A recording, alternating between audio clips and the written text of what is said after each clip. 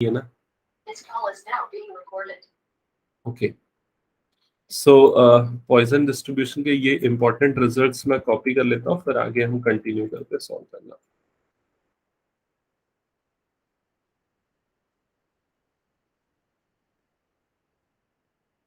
आप कौन सा क्वेश्चन बोल रहे हो? 8 और 12। क्वेश्चन नंबर 8 और question number 12। Okay, so question number 8 check करना क्या लिखा हुआ है बुक में आपके पेज में। एक बार क्वेश्चन पढ़ो नैना। नैना है कनेक्टेड? Page number 554। हाँ, 554। Question number 8। Hmm A statistician records the number of trucks approaching a particular intersection to analyze the flow of traffic. He observes that on an average, 1.6 trucks approach the intersection every minute. Assuming that the number of trucks approaching the intersection follow a Poisson distribution model, what is the probability that 3 or more trucks will approach the intersection within in a minute? Okay, तो यहाँ पर क्या दिया हुआ है? Average 1.6 trucks approaches the intersection every minute,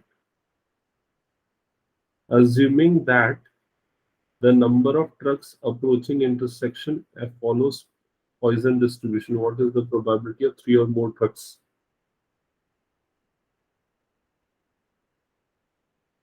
1 minus probability of 0, 1, 2.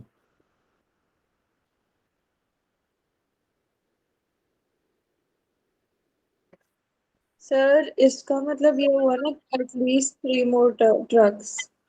हम्म इसका मतलब ये हो ना एटलीस्ट 3 मोर ट्रक्स। हाँ, मतलब इसका ये मतलब probability of x greater than और इक्वल्स टू 3, तो ये होगा 1 minus probability of 0 minus probability of 1 minus probability of 2। इसका ये मतलब हुआ, ऐसे निकालना है हमको। ठीक है, तो इसके लिए पहले हमको ना वो निकालना पड़ेगा, लैम्डा की वैल्यू एक्चुअली निकालनी पड़ेगी यहाँ पर हमको। ठीक है, लैम्डा की वैल्यू देखो कैसे निकालेंगे। लैम्डा एक्चुअली क्या होता है? एवरेज होता है। आपको याद होगा जब मैंने यहाँ पर इसका मीन और वेरिएंस बताया था पॉइजन डिस्ट्रीब्यूशन का, तो पॉइजन डिस्ट्रीब्यूशन का मीन क्या था? लैम्डा था, और वेरिएंस भी क्या था? लैम्डा था। समझ में आया? और जो क्वेश्चन में आपको लिखा हुआ है, जब आप ध्यान से पढ़ोगे तो क्या लिखा हुआ है? He observes that on an average 1.6 truck approaches the intersection. On an average, average मतलब वो क्या दे रहा है वहां पर? मीन दे रहा है। तो लैम्डा की वैल्यू उसने डायरेक्ट दे रखी है, कितनी दे रखी है? 1.6। क्लियर हुआ ये चीज? तो यहाँ पर आपको लैम्डा की वैल्यू दे रखी है 1.6। ठीक है, अब इसके बाद लैम्डा की वैल्यू तो हो गई। आर की वैल्यू तो अलग अलग केसेस में अलग अलग होगी, जैसे कि फर्स्ट केस में आर इज इक्वल्स टू, यहाँ क्या है? 0, यहाँ पर क्या आएगा? 1, यहाँ पर क्या आएगा? 2। ये चीज क्लियर है? तो हम एक काम करेंगे, इस फॉर्मूले में सीधा वैल्यू पुट कर देते। Probability of X greater than और equals to 3 is equals to 1 minus, तो पी ऑफ 0 को इस रूल से क्या लिखेंगे? देखो ये वाले रूल से e raise to power minus lambda लिखेंगे। तो ये minus e raise to power minus lambda minus P of 1 को ये लिख सकते हैं, देखो ये वाला पार्ट दिख रहा है ना, पी ऑफ 1 को ये लिखेंगे, तो माइनस लैम्डा, और पी ऑफ 0 लिखो या डायरेक्टली ये लिख दो, ऐसा भी चलेगा, चलेगा। ये वाला पार्ट मैंने लिख दिया। ठीक है, फिर पी ऑफ 2 को क्या लिखोगे? तो पी ऑफ 2 को आप ये लिख सकते हो, पी ऑफ 2 की वैल्यू, तो ये क्या हो जाएगा? Minus lambda square upon 2 e raise to power minus lambda. क्या ये समझ में आया? ठीक है, अब ये 1 minus e raise to power minus lambda को एक काम करो, कॉमन निकाल लो, तो ये क्या बच जाएगा? 1 प्लस लैम्डा स्क्वायर बाय 2, ऐसे ही बचेगा। अब इसके बाद इसमें लैम्डा की वैल्यू पुट करो 1.6, तो 1 minus e raise to power minus 1.6 under bracket 1 plus 1.6 plus 1.6 का होल स्क्वायर अपॉन 2। अब इसको सॉल्व करो और आपको फाइनल आंसर मिल जाएगा। ठीक है, ई रेस टू पावर माइनस 1.6 की वैल्यू पीछे टेबल से आप निकाल सकते हो। चलो वैल्यू बताओ क्या आ रही ई रेस टू पावर माइनस 1.6 की टेबल से?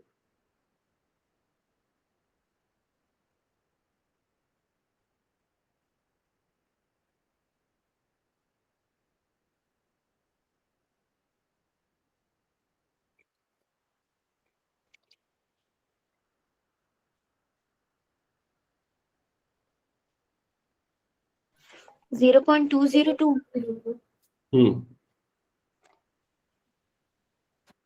पुट करो, सॉल्व करो, देखो फाइनल आंसर क्या आ रहा है।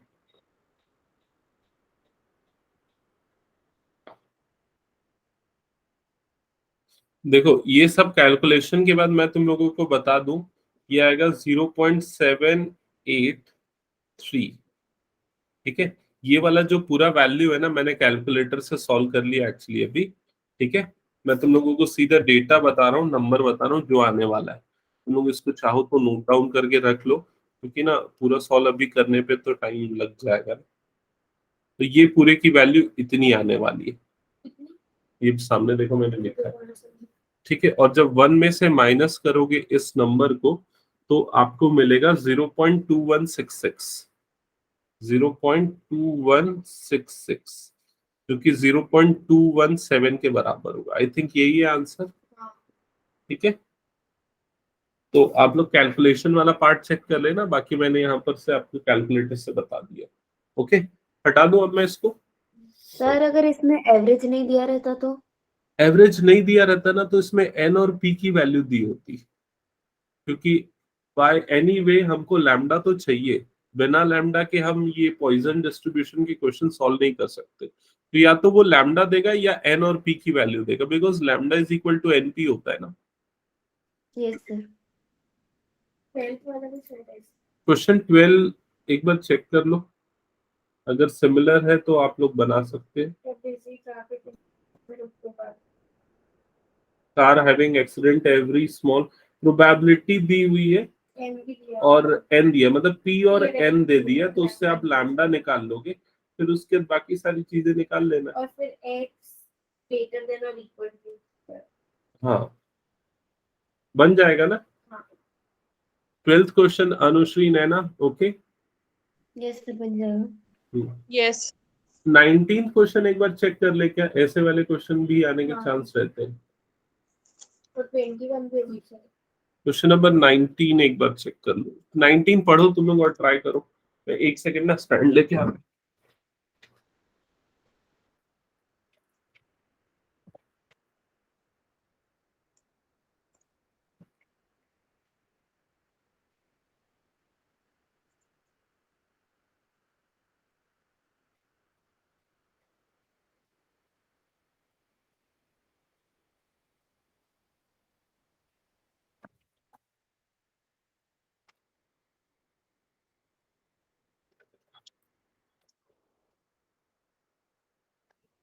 वो फॉर्मूला वाली स्क्रीन दिखा दो। यही वाला ना। हाँ।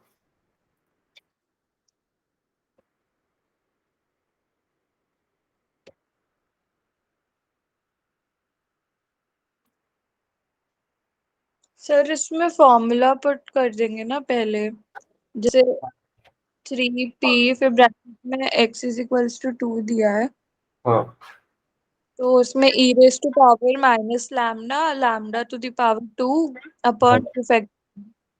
हाँ, सही बोल रहे हो, वैसे ही होगा, बन जाएगा ना ये 19। ऐसे ही ना फॉर्मूला खुद करके। हाँ, दोनों को आपस में इक्वेट कर देना। उसके आगे कैसे होगा? वो इक्वेट मतलब लिख दिया है, उसके आगे नहीं हो रहा है। देखो पहले मैंने 1 मिनट ये फॉर्मूला लिख लेता हूँ। ये होता है p of r is equals to e raise to power minus lambda lambda raise to power r upon r factorial, ये फॉर्मूला है। ठीक है, अब क्वेश्चन में तुम लोगों को क्या दिया हुआ है, 3 times probability of x is equals to 2, that is equals to 4 times probability of x is equals to 4, ये दिया हुआ है। और क्वेश्चन में निकालने बोल रहा है probability of x is equals to 3 is equals to question mark. Okay, तो सबसे पहले ये हो जाएगा 3, ये क्या हो जाएगा फॉर्मूले से, e raise to power minus lambda lambda की पावर 2 डिवाइडेड बाय 2 फैक्टोरियल। यहां तक क्लियर। राइट हैंड साइड क्या हो जाएगा, e raise to power minus lambda, और ये हो जाएगा लैम्डा रेस टू पावर 4 ही होगा ना, हाँ, lambda raise to power 4 divided by 4 factorial. यहां तक क्लियर। अब यस सर। ये दोनों पार्ट कट जाएगा, यहाँ से लैम्डा स्क्वायर कटेगा और ये क्या बन जाएगा, लैम्डा स्क्वायर बन जाएगा। यहाँ तक क्लियर? ठीक है। हाँ अब ये हो गया 3/2 is equal to lambda square divided by, ये क्या हो जाएगा 4 3 2 1, ऐसा ही होगा। फिर ये 2 और ये 2 कट जाएगा और ये इधर क्रॉस मल्टीप्लाई हो जाएगा। ठीक है, तो lambda square is equals to कितना हो जाएगा 36। So lambda is equals to 6। Okay, अब यस लैम्डा की वैल्यू 6 मिल गई। अब इसका फॉर्मूले में पुट कर दो, खत्म।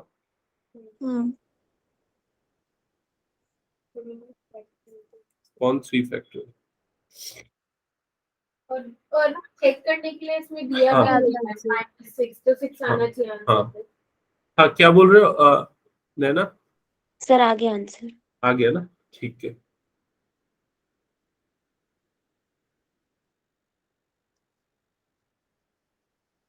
हाँ ये, हाँ बोलो।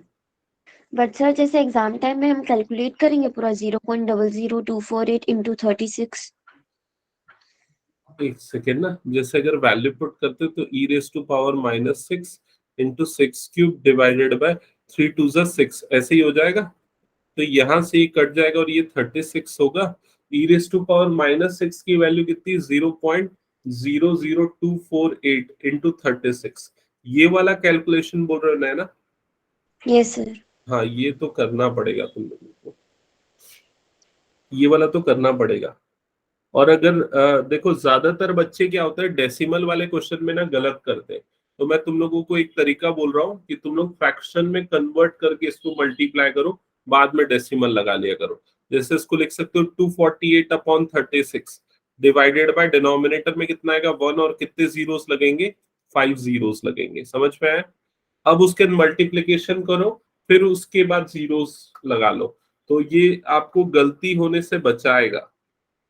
तो जब आप इनका मल्टीप्लिकेशन करोगे तो ये आएगा 8928, 8928। और ये मल्टीप्लिकेशन में आप ज्यादा परेशान भी नहीं होगे, मतलब इजीली कर लोगे। अब उसके बाद 5 जीरोस, 5 डिजिट काउंट करके जीरो लगाओगे, तो 4 डिजिट तो है, उसके पहले एक और जीरो हो जाएगा, तो 0.08928 ये आएगा फाइनल। समझ में आया? Yes sir.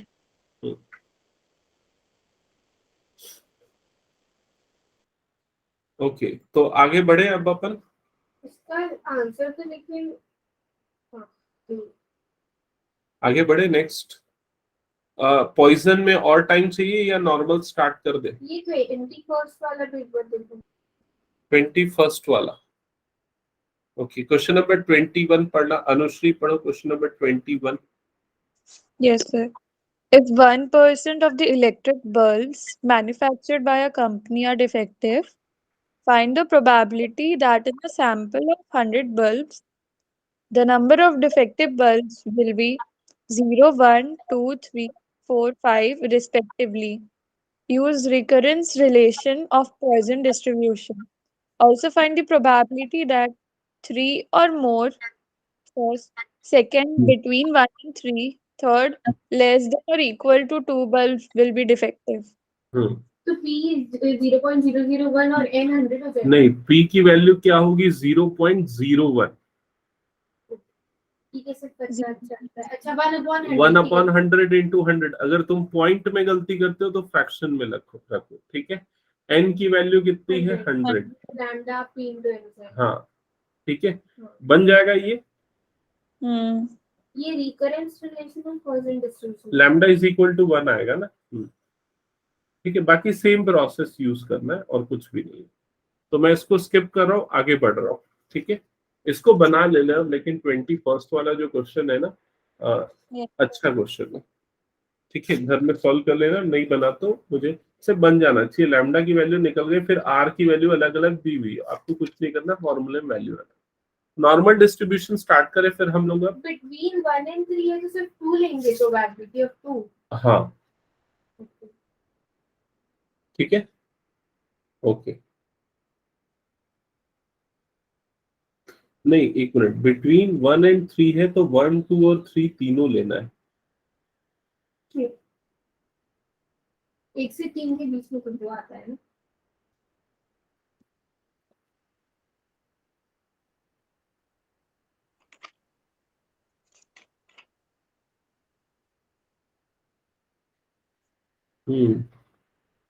हिंट में उसमें 1 2 3 तीनों कंसीडर किया है ना।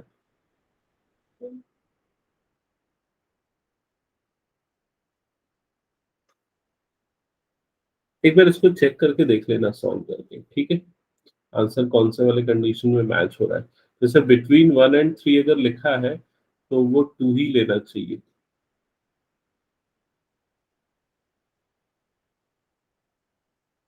Okay okay, normal distribution start करें फिर हम लोग अभी। हाँ जल्दी बताओ, अनुश्री, नैना। Yes, sir. Yes, sir. Okay ठीक है। सो नॉर्मल डिस्ट्रीब्यूशन की थोड़ी बहुत थ्योरी जो है वो एक्चुअली इसमें तो उतनी ज्यादा दी हुई नहीं है, मैंने लिख पाया था तुम लोगों को। एक सेकंड, अगर मुझे उस ऑर्गेनाइज्ड वे में मिल जाए तो ज्यादा अच्छा, ठीक है।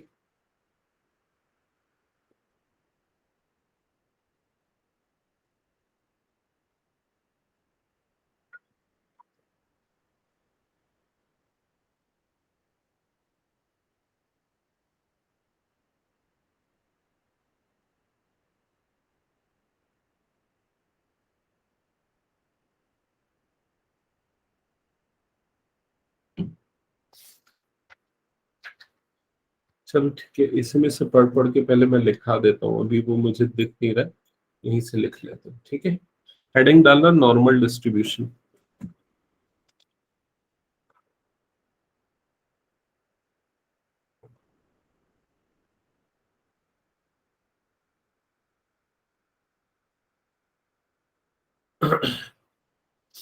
एक्चुअली क्या होता है, ये जो आपको पेज नंबर 556 ओपन रखना बुक में, इसमें आपको ये जो ऐसा कर्व दिख रहा है ना, ये वाला कर्व, ठीक है, ये जो डिस्ट्रीब्यूशन होता है ना, इसी को बोलते हैं नॉर्मल डिस्ट्रीब्यूशन, ठीक है, या इसको बेल कर्व भी बोला जाता है। तो आप इसको ड्रॉ कर लो, और इसका जो ये जो सेंटर होता है ना, जहां हाईएस्ट पीक आता है, इसका मीडियन या मोड तीनों होता है, मतलब सेंट्रल टेंडेंसी जो होती है ना वो यहीं पर होती है,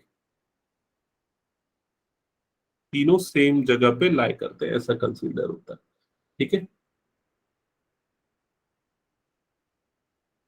अच्छा, एक और चीज, इसको गॉसियन डिस्ट्रीब्यूशन भी बोलते हैं, गॉसियन डिस्ट्रीब्यूशन, ठीक है, या फिर नॉर्मल प्रोबेबिलिटी डिस्ट्रीब्यूशन। सर इसकी थ्योरी इम्पोर्टेंट है? नहीं, उतनी ज्यादा इंपॉर्टेंट नहीं है, क्वेश्चन ही ज्यादा इंपॉर्टेंट है। ये एक्चुअली इसका काफी कुछ रिलेशन आपके क्लास 11th में है, क्योंकि डिफरेंट टाइप ऑफ डिस्ट्रीब्यूशन उसके सिलेबस में था आप लोगों के, मैंने जैसा देखा था उसमें, ठीक है। अब जैसे तुम लोगों ने क्या बायनोमियल डिस्ट्रीब्यूशन पढ़ा था, मतलब प्रोबेबिलिटी कैसे डिस्ट्रीब्यूटेड है over the values of random variable, वैसे यहाँ पर कैसे डिस्ट्रीब्यूटेड है वो नॉर्मल डिस्ट्रीब्यूशन बताता है, ठीक है। अब इसके बाद आता है normal density function, normal density function. तो नॉर्मल डेंसिटी फंक्शन को रिप्रेजेंट किया जाता है इस तरह से, F of x is equals to 1/सिग्मा रूट 2 पाई, इसको नोट डाउन कर लेना, ये वाला जो फॉर्मूला है, ये फॉर्मूला एक्चुअली इंपॉर्टेंट रहता है, और ये आपको एमसीक्यू में पूछ सकता है, नॉर्मल डेंसिटी फंक्शन का एक्सप्रेशन कौन सा होता है, तो आपको ये फॉर्मूला ध्यान में रखना चाहिए, ठीक है। ये नॉर्मल डेंसिटी फंक्शन का एक्सप्रेशन है, मैथमेटिकल एक्सप्रेशन है, ठीक है। अब इस एक्सप्रेशन में जो चीजें हैं वो मैं आपको बता दूं, यहाँ पर ये जो आपको सिग्मा दिख रहा है, ये सिग्मा एक्चुअल में क्या रिप्रेजेंट करता है, स्टैंडर्ड डेविएशन। ये जो म्यू है ये क्या रिप्रेजेंट करता है, मीन। और ये जो एक्स आपको दिख रहा है ये एक्चुअल में क्या, रैंडम वेरिएबल के एलिमेंट है, ठीक है। नोट डाउन करनी है यहाँ तक। लैम्डा Yes, क्या sir. है? लैम्डा कहाँ है, √2 लैम्डा है ना नीचे, कहाँ रूट टू लैम्डा दिख रहा है, ये एफ ऑफ एक्स के बाद सिग्मा है वो, ये सिग्मा है। हाँ, ये वाला जो सिंबल होता है ना, इसको सिग्मा बोलते हैं, और ये बताता है स्टैंडर्ड डेविएशन। वो रूट है, रूट, लैम्डा नहीं है। ठीक है, यहाँ तक हो गया। ओके, अब देखो यहाँ पर ये जो डिस्ट्रीब्यूशन या डेंसिटी फंक्शन है, उसका यूज हम किस तरह से करते हैं उस चीज को समझना। जैसे कि अगर मान लो आपको ये बेल कर, आपको आपके बुक में एक फिगर दिख रहा होगा। फिगर कौन सा? वो जो 556 में जो सेकेंड वाला फिगर है ना, सेकेंड वाले फिगर में आपको ये 2 पॉइंट मार्क्ड है। पहला वाला पॉइंट क्या है? ए। दूसरा वाला पॉइंट क्या है? बी। दोनों के सेंटर पे क्या आ रहा है? म्यू। म्यू क्या है? आपका मीन। और उसके बीच के रीजन को इसने क्या किया? शेड किया। दिख रहा है ऐसा वाला? ये जो रीजन है एक्चुअली, इसका अगर हम एरिया कैलकुलेट करेंगे ना, इस रीजन का एरिया, तो ये आपको प्रोबेबिलिटी देगा किसी भी रैंडम वेरिएबल के ए से बी के बीच में होने की। ये प्रोबेबिलिटी आपको इससे मिलती है। ठीक है, ये चीज क्लियर? ओके, अब उसके बाद आते हैं नेक्स्ट पॉइंट लिखना। धीरे धीरे मैं कंसेप्ट बताते चला, फिर उसके क्वेश्चन पे आएंगे। थोड़ा सा इसमें टाइम लगेगा, 5-6 मिनट का, फिर उसके बाद हो जाएगा। Standard normal distribution. Standard normal distribution. ठीक है, स्टैंडर्ड नॉर्मल डिस्ट्रीब्यूशन की कंडीशन होती है, इसमें हम मीन को क्या कंसीडर करते हैं? 0, और सिग्मा को कंसीडर करते हैं 1। ठीक है, मीन को 0 और सिग्मा को क्या कंसीडर करेंगे? 1। और जो ये होता है ना, जो पावर में आपको दिख रहा है, ये वाली पूरी एक्सप्रेशन, ये वाली जो पूरी एक्सप्रेशन है ना, उसको हम रिप्लेस कर देते हैं z से। तो z इज इक्वल्स टू क्या हो जाएगा? x minus mu upon sigma, ये हो जाएगा। ठीक है, तो ये जो पूरा डिस्ट्रीब्यूशन फंक्शन है, अब इसको हम स्टैंडर्ड डिस्ट्रीब्यूशन फंक्शन बोलेंगे, और यहाँ पर ये z का फंक्शन हो जाएगा, क्योंकि अभी जो वेरिएबल था आपका, वेरिएबल x वाला था। सिग्मा और म्यू तो कांस्टेंट होते हैं, तो उससे कोई मैटर नहीं करता। वेरिएबल क्या था? x था। अब वेरिएबल x किससे रिप्लेस हो जा रहा है? वेरिएबल z से रिप्लेस हो जा रहा है। इसलिए ये जो फंक्शन है, x का फंक्शन होने की बजाय अब ये किसका फंक्शन हो जाएगा? z का फंक्शन हो जाएगा। इसलिए इसको f ऑफ z लिखा है। तो f of z is equals to क्या होगा? 1 upon root 2 pi e raise to power, ये कितना हो जाएगा? Minus z square by 2। तो ये जो फंक्शन आपको दिख रहा है, इसको स्टैंडर्ड नॉर्मल डिस्ट्रीब्यूशन फंक्शन बोलते हैं। क्लियर ये चीज सबको? Yes, sir. ओके, इसके बाद आगे आता हूं मैं। इसके नेक्स्ट हेडिंग डालना, area under standard normal curve. Area under standard normal curve. ये सब कुछ समझ नहीं आ रहा है लेकिन ऐसे। ये देखो, इसमें एक काम करो, पहले मेरे को कंप्लीट करने दो। ठीक है, एक आध एग्जांपल बताने दो, फिर उसके बाद तुम लोग डाउट पूछ लेना। ठीक है, अभी मैं जो जो चीजें हाईलाइट कर रहा हूँ ना, उसको ध्यान देते चलो, बस लिखते चलो। ठीक है, area under standard normal curve क्या होता है? तो नॉर्मल कर्व क्या होता है, ये तुमने अभी यहाँ पर देखा। इस तरह से एक बेल कर्व बनता है, इसको क्या बोलते हैं? नॉर्मल कर्व बोलते हैं। ठीक है, और स्टैंडर्ड नॉर्मल कर्व जो होगा, वो एक्चुअल में जो फंक्शन होगा वो z का फंक्शन होगा। जैसे कि आपने यहाँ पर देखा, f of z is equals to, जो भी हमारे पास आया था, 1 upon root 2 pi e raise to power minus z square upon 2, ये फंक्शन था। और ये उसका क्या है? ग्राफ है। क्लियर हुआ ये चीज? अब यहाँ पर मैंने क्या लिखा है? Area under this standard normal curve. तो इसके बीच का एरिया निकालना। तो एरिया निकालने के लिए हमको क्या करना पड़ता है? इंटीग्रेट करना पड़ता है। एक्चुअली इंटीग्रेशन क्या देता है? पूरा एरिया देता है किसी भी कर्व के अंदर का। तो ये पूरा एरिया है कर्व और एक्सिस के बीच का। ठीक है, तो इसके लिए हम क्या करेंगे? इंटीग्रेट करेंगे। तो इंटीग्रेशन, यहां पर लिखना है इस चीज को, integration F of Z, small F of z, ये क्या? स्टैंडर्ड नॉर्मल डिस्ट्रीब्यूशन फंक्शन है। एफ ऑफ जेड क्या? Standard normal distribution function. उसको इंटीग्रेट कर रहा है माइनस इंफिनिटी से प्लस इंफिनिटी dz, मतलब z के रेस्पेक्ट में, क्योंकि ये जो x एक्सिस है वो z से z कंसीडर होगा, और इस तरह से हम इसको इंटीग्रेट कर रहे हैं, तो आपको क्या मिलेगा, टोटल एरिया मिलेगा, और वो टोटल एरिया टोटल प्रोबेबिलिटी को बताएगा जिसकी वैल्यू होगी 1। ठीक है, ये नोट डाउन कर लो।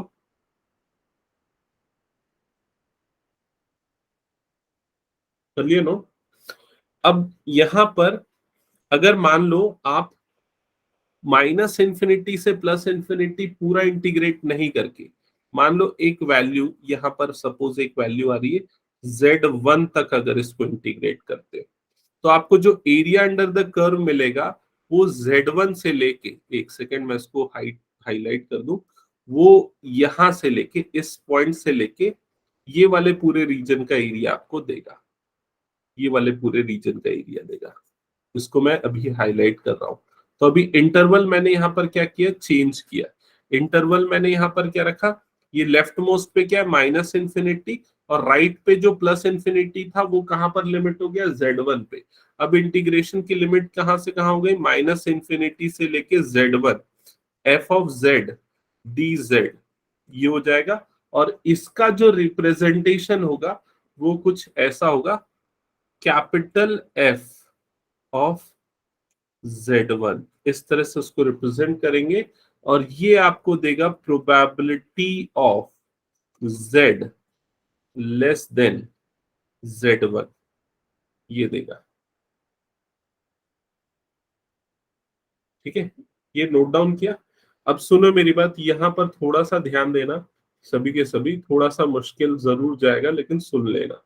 सबसे पहला पॉइंट जब मैंने बताया था, ये वाला पॉइंट, ये वाला पॉइंट, ठीक है, तो इसमें ने इंटीग्रेशन की लिमिट कहां से कहां थी, माइनस इंफिनिटी से लेके प्लस इंफिनिटी, मतलब हम पूरे इंटरवल पे इंटीग्रेट कर रहे थे। मैंने क्या बोला, इससे आपको एरिया मिलेगा, कौन सा, वो येलो वाला एरिया जो मैंने शेड किया था। जब वो येलो वाले एरिया को हम टोटल करेंगे ना, वो एरिया कैलकुलेट करेंगे तो 1 के बराबर होगा, मतलब जो टोटल प्रोबेबिलिटी होती है। टोटल प्रोबेबिलिटी मैक्सिमम कितनी जाती है, 1 जाती है। समझ में आई ये चीज। लेकिन अगर मैं लिमिट को, अपर लिमिट को इंफिनिटी से हटा के Z1 कर दूंगा तो एरिया भी रिड्यूस हो जाएगा, तो वो जो ग्रीन वाला एरिया है ना, बस वो एरिया मिलेगा। तो टोटल प्रोबेबिलिटी जो मिलेगी वो कम मिलेगी 1 से, और वो वैल्यू कितनी होगी, तो वो ये बता रहा है कि Z1 से कम वाली प्रोबेबिलिटी होगी। जैसे कि अगर मान लो मैं एक डायस को रोल करता हूं, ठीक है, अगर मैं बोलता हूं कि what is the probability of getting a number less than और इक्वल्स टू 6, तो आंसर क्या आएगा आपका, 1। समझ में आया। कैसे? एक डैश को रोल किया, what is the probability of getting a number less than और इक्वल्स टू 6, तो कितना आएगा, लेस देन में तो सारे आ जाएंगे ना। हाँ, लेस देन और इक्वल्स टू 6, तो उसकी प्रोबेबिलिटी 6 अपॉन 6, मतलब क्या आएगा, 1। समझ गए। अगर मैं बोलता हूँ what is the probability of getting a number less than और इक्वल्स टू 5, तो 5/6 5/6, what is the probability of getting less than और इक्वल्स टू 4, 4/6। तो जैसे वो रिड्यूस होते जा रहा है ना, वैसे ही यहाँ पर भी देखो आपको वो रिडक्शन मिल रहा है। समझ में है ये चीज। Yes, sir. ओके।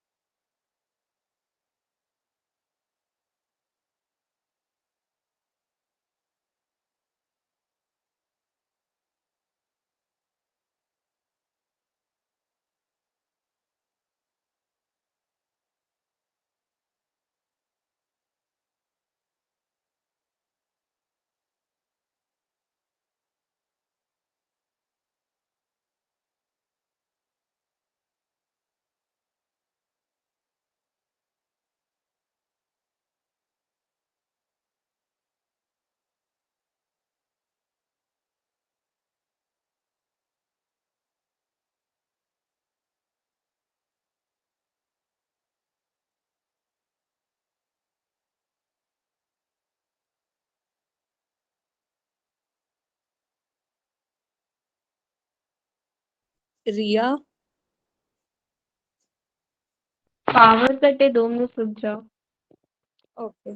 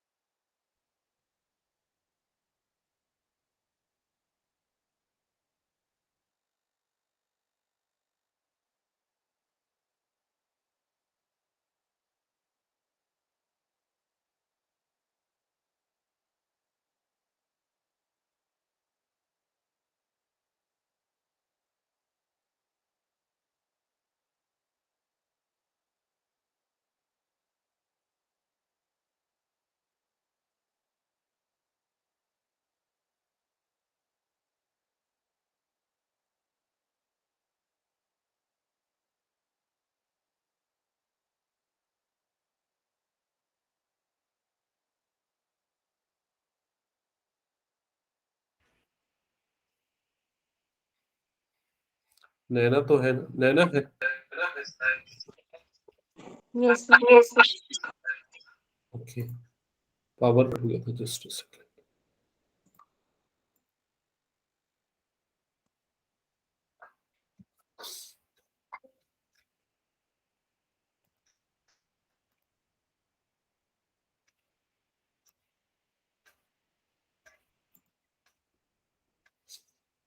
प्रॉब्लम हो गई। ओके, तो कंटिन्यू करें आगे हम। आवाज आ रही ना सबको? Yes. Yes, sir.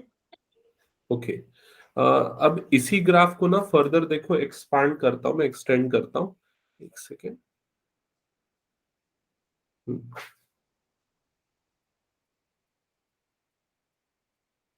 अगर मान लो आपको इस इंटरवल का इस इंटरवल की प्रोबेबिलिटी चाहिए, ठीक है, इस तरह से इसको लिख देता हूं। ये हो गया आपका नॉर्मल कर्व, ठीक है। और यहां पर मान लो मैं एक पॉइंट ले लेता हूं Z1, और यहां पर एक पॉइंट ले लेता हूं Z2, ठीक है। अब वो इंटीग्रल वाली चीज भूल जाओ, अब उसको हम यूज नहीं करने वाले हैं, ठीक है। अब मैं यहां पर अगर मान लो इस तरह से लिखता हूं, एफ ऑफ Z1, अगर मैं ये लिखता हूं, तो एफ ऑफ Z1 का मतलब क्या होता है? एफ ऑफ Z1 का मतलब क्या होता है कि Z1 वाला जो पॉइंट है वहां से पूरे लेफ्ट तक की टोटल प्रोबेबिलिटी। समझ में आया कि नहीं ये चीज? मतलब ये क्या हो गया, probability of Z less then Z1। क्या ये पॉइंट क्लियर सबको? ठीक है। अब अगर मैं लिखता हूं एफ ऑफ Z2, तो इसका मतलब क्या होगा? इसका मतलब होगा probability of Z less then Z2। मतलब कि Z2 से लेके लेफ्ट वाली टोटल प्रोबेबिलिटी जो है वो वाला रीजन। क्या ये समझ में आया सभी को? Yes, sir. ओके, हाँ। तो अगर मैं इन दोनों को माइनस करूं, मतलब अगर मान लो मैं ये लिखता हूं F of Z2 minus Z1, ठीक, नहीं sorry, Z2 minus f of Z2 minus f of Z1, F of Z2 minus f of Z1, अगर मैं ऐसा लिखता हूं तो इसका मतलब क्या होगा? कौन सी प्रोबेबिलिटी आएगी बताओ इस रीजन को देख के? एफ ऑफ Z2 कौन सा रीजन हुआ? एफ ऑफ Z2 यहां से लेके यहां तक का रीजन हुआ। क्या ये समझ में आया? Yes, Z2 sir. से लेके यहां तक का, ठीक है। ये हो गया एफ ऑफ Z2, ये वाली प्रोबेबिलिटी। एफ ऑफ Z1 की बात करें तो वो कौन सा रीजन हो गया? यहां से लेके यहां वाला रीजन हो गया। समझ में है? तो उसमें से अगर इसको माइनस कर दोगे तो आपको ये वाला रीजन मिल जाएगा। और इसकी जो प्रोबेबिलिटी होगी, ये एक्चुअल में क्या बताएगा? Probability of Z greater than Z1 and less than Z2, ठीक है। तो इससे आपको मिलेगा प्रोबेबिलिटी ऑफ Z, कैपिटल ये Z। बीच वाला ना सर? हाँ, ये बीच वाला, ठीक है। तो ये जो अभी मैंने नोट डाउन किया, इसको इसको आप नोट कर लो, ये बहुत इंपॉर्टेंट है।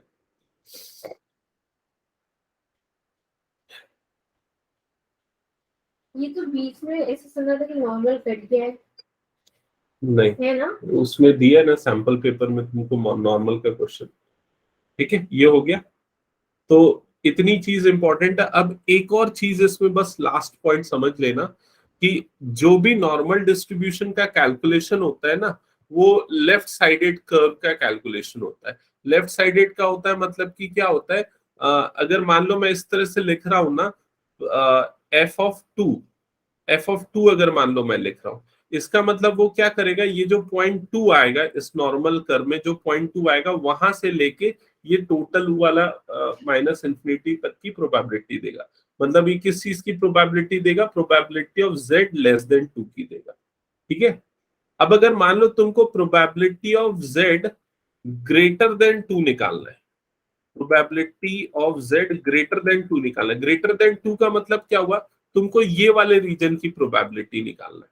तो उस केस में जो इसका फॉर्मूला बनेगा वो ऐसा होगा, 1 माइनस एफ ऑफ 2 हो जाएगा। कौन सा ग्रेटर देन 2 में कौन सा वाला? ग्रेटर देन 2 जो मैंने रेड वाला मार्क किया है ना, ये क्या है? Probability of Z greater than 2, क्योंकि 2 से राइट साइड वाला, ठीक है।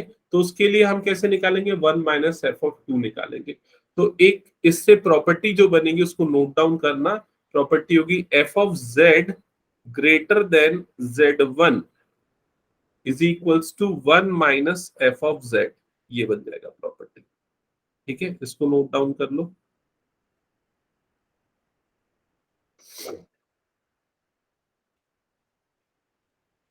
नोट डाउन कर लिया?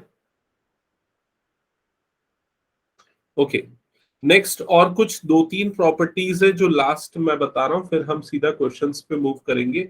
वो है एफ ऑफ इंफिनिटी की वैल्यू हो जाएगी 1।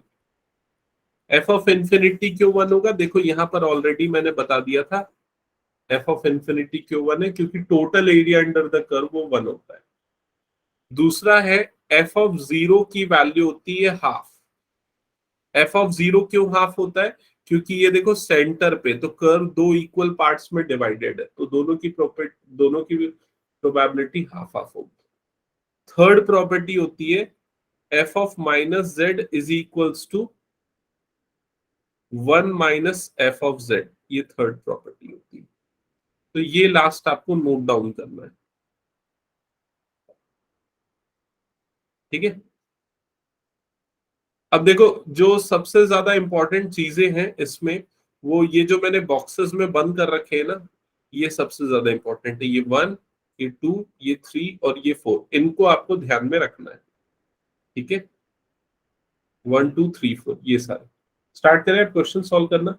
इसको अगर आपको सेपरेटली अलग से नोट डाउन करना है तो कर लो, क्योंकि इन्हीं को ही हम क्वेश्चन में यूज करेंगे। या ऐसे नोट डाउन कर लो जैसे मैं बता रहा हूँ, नहीं तो फिर हो सकता है मुश्किल जाए क्वेश्चन सॉल्व करना। हाँ, इसीलिए जो फाइनल कंक्लूजन है उसको इस तरह से नोट डाउन कर लो, अभी जो लिख रहा हूँ मैं।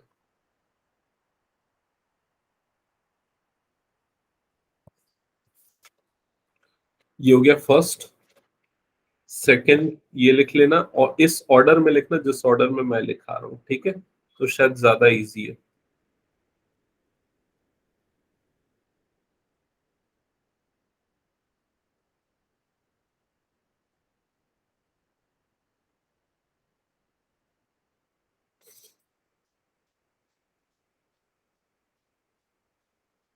दोनों साथ में थे?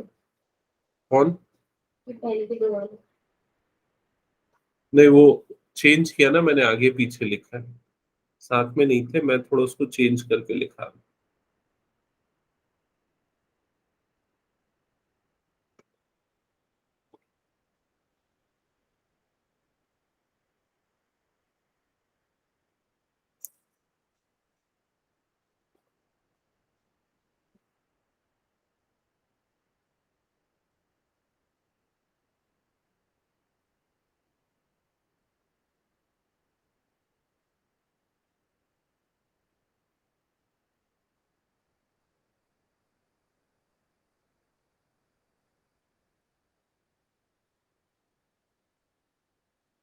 एक सेकंड, लास्ट वाले को ना मैं थोड़ा सा चेंज करके लिखाता हूँ, क्वेश्चन बनाते समय तुम लोगों को प्रॉब्लम ना जाए।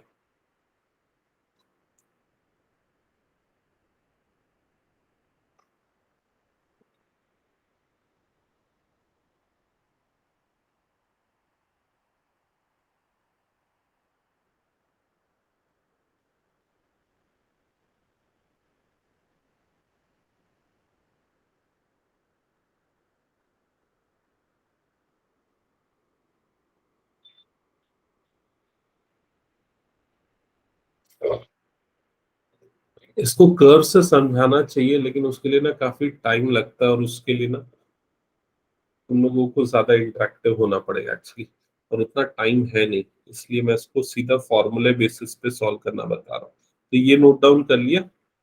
लास्ट एक और चीज नोट डाउन कर लो, z इज इक्वल्स टू क्या होता है? x minus mu upon sigma, ये होता है।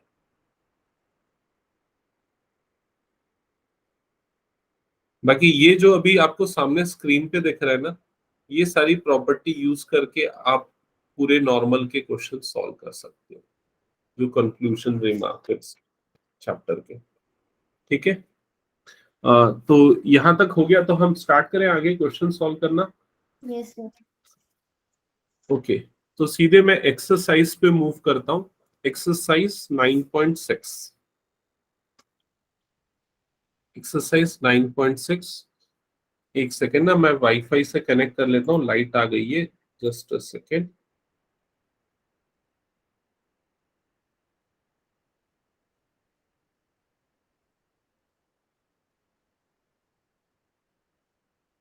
तुम लोग क्वेश्चन पढ़ो तब तक।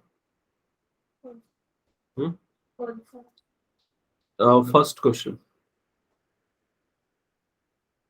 अच्छा, एक और काम कर लो उस बीच में, तुम लोग ये करो कि ना पेज नंबर 749 ये ओपन कर लो, इसको इसको वो कर लो, मतलब फोल्ड कर लो, या इसमें आप अपना सेपरेटर लगा दो 749, क्योंकि वो यूज होने वाला है यहाँ पर। ठीक है, पेज नंबर 749।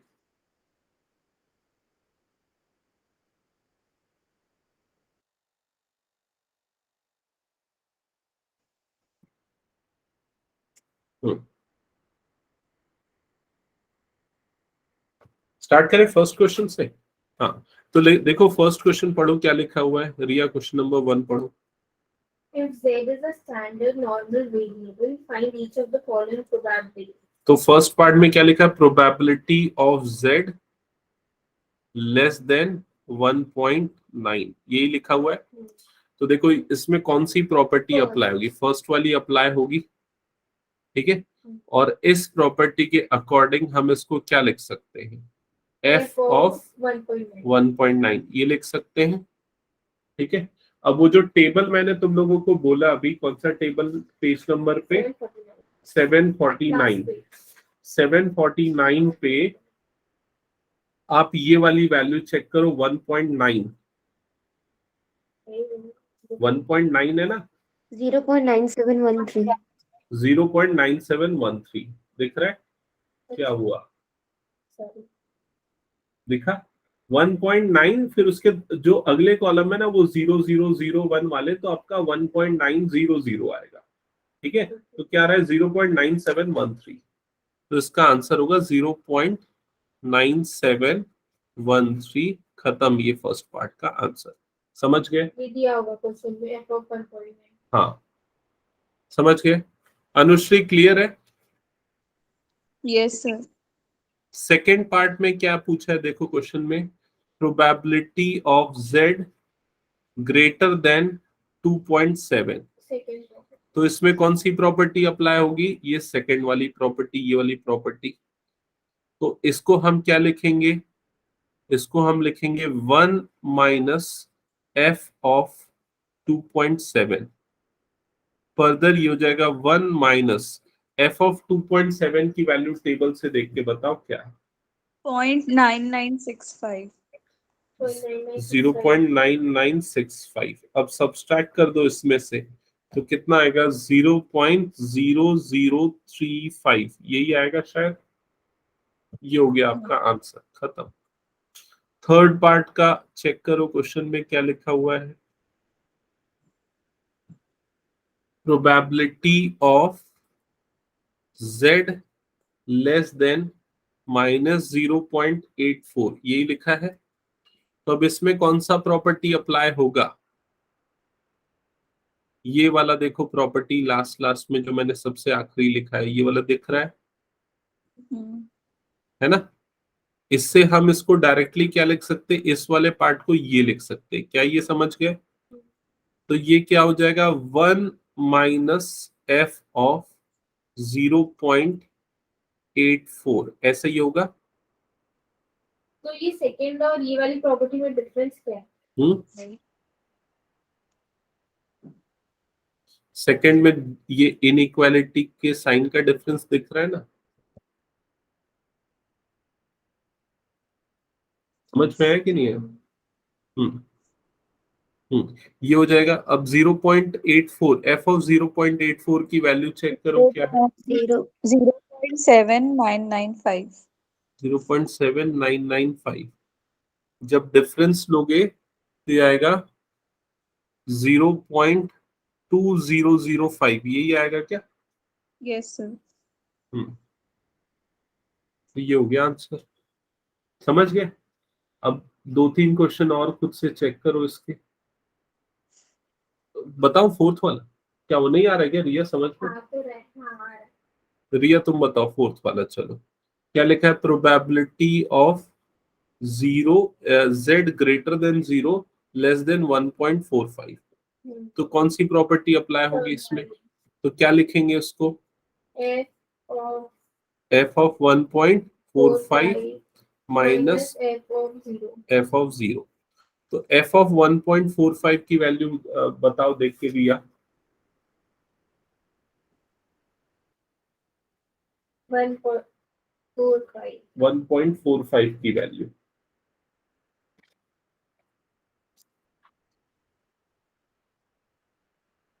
95 1 नहीं 9265. 9265। तो इसकी वैल्यू आएगी 9265, 0.9265 ना। माइनस एफ ऑफ 0 की वैल्यू बताओ। 0.5000. अरे ये यहीं से देख सकते हो ना, ये देखो प्रॉपर्टी में ये मैंने लिखा है ना 1/2 होता है, मतलब कितना होता है? 0.5 होता है।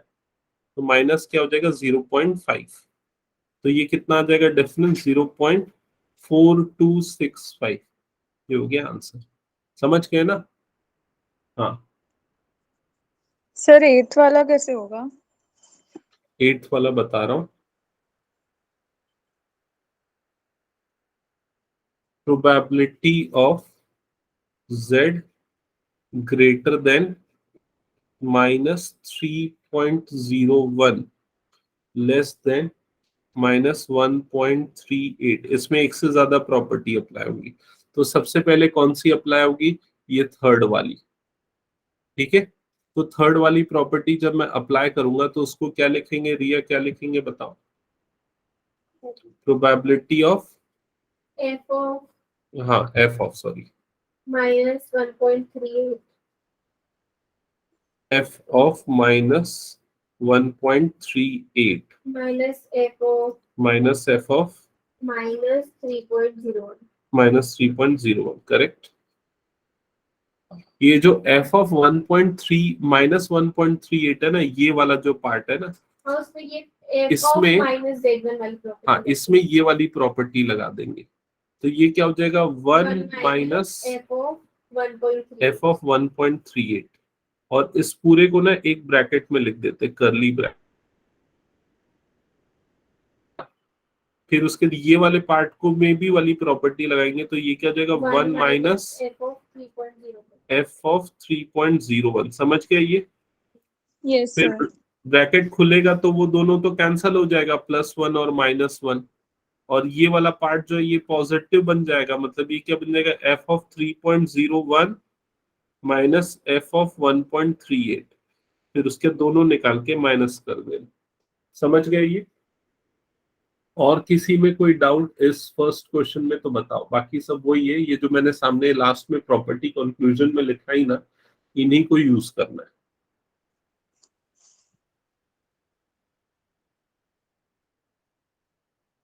क्या हो रही है? क्लियर ना?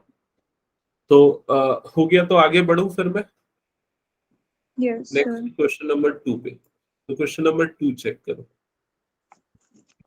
Mean और standard deviation दिया. तो क्या होता है? एक सेकेंड।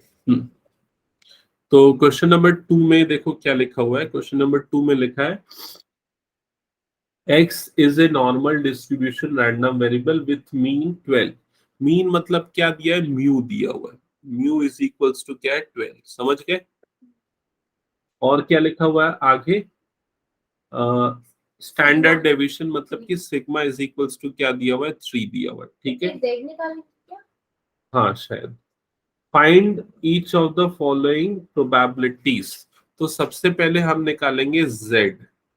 ठीक है, तो z इज इक्वल्स टू क्या होता है? देखो यहाँ मैंने लिखा रखा X था, minus mu upon sigma. हाँ x minus mu upon sigma, ये होता है। तो यहाँ x की वैल्यू तो पता नहीं है, लेकिन म्यू और सिग्मा की वैल्यू आपको दे रखी है, ये दे रखी है। ठीक है, तो फर्स्ट पार्ट में क्या लिखा? Probability of x less then 15, ऐसा है। हाँ, अच्छा, तो f of 15 हो जाएगा। एक मिनट, ऐसा नहीं होगा, यही चीज मैं बस बता रहा था। ऊपर वाले क्वेश्चन में और इस क्वेश्चन में क्या अलग है देखो। ऊपर वाले क्वेश्चन में probability of z less then वाला था, तब वो f ऑफ z होता है, और यहाँ पर क्या है, x वाला है। तो जब ये x वाला वेरिएबल रहेगा तो पहले उसको z में बदलना पड़ेगा। क्या ये चीज समझ गए? तो देखो ना, दोनों में एक जगह z है, दूसरी जगह x है, तो अलर्ट रहना पड़ेगा ना। ठीक है, ओके। तो यहाँ पर हम सबसे पहले x की वैल्यू, फर्स्ट केस में x की वैल्यू क्या पुट करेंगे, बट देखो पहले z निकालेंगे। ठीक है, तो z इज इक्वल्स टू कितना, x माइनस 12/3 है। अब यहाँ पर x की वैल्यू पुट होगी 15, मतलब ये जो है ना, x की जगह पे क्या आ जाएगा, 15। समझ में आया ये चीज? तो ये पूरा एक्सप्रेशन कितना हो जाएगा, 15 माइनस 12/3, ऐसा ही होगा। तो ये क्या हो जाएगा, 3/3, दैट इज इक्वल्स टू 1। तो ये जो लिखा हुआ है, आप इसको क्या लिख दोगे, probability of z less then 1 में कन्वर्ट कर दोगे। समझ में आया कैसे हुआ ये कन्वर्जन? फिर बाकी सेम प्रोसेस जैसा हम पिछले बार कर रहे थे। ओके, सेकेंड पार्ट जो है इसका, सेकेंड पार्ट ये मुझे बताना, probability of x greater than और इक्वल्स टू 18। सबसे पहले आप इसमें क्या निकालोगे, z की वैल्यू निकालो। हाँ, 18 माइनस 12 18 माइनस 12/3 हो जाएगा, मतलब कितना आ जाएगा, 2। ऐसे ही आएगा। अब ये प्रोबेबिलिटी क्या बन जाएगी, probability of z greater than और इक्वल्स टू 2, ऐसा हो जाएगा। समझ में आया ये चीज? ठीक है, और वो क्या होता है, 1 माइनस f ऑफ 2, यही होगा। कुछ डाउट तो पूछ लो इसमें। No, sir. पहले तो फॉर्मूला याद करना है। अब f ऑफ 2 की वैल्यू देखो क्या होती है। मैं हम्म f of 2 0.9772 9772, फिर इसके सब्सट्रैक्ट कर देना जो भी आपका आंसर आएगा। तो ये वाला पार्ट क्लियर हो गया ना। एक रैंडम क्वेश्चन मैं तुम लोगों को दे रहा हूँ, सेकंड का 5th पार्ट। हाँ, सेकंड का 5th पार्ट ट्राई करो। चलो,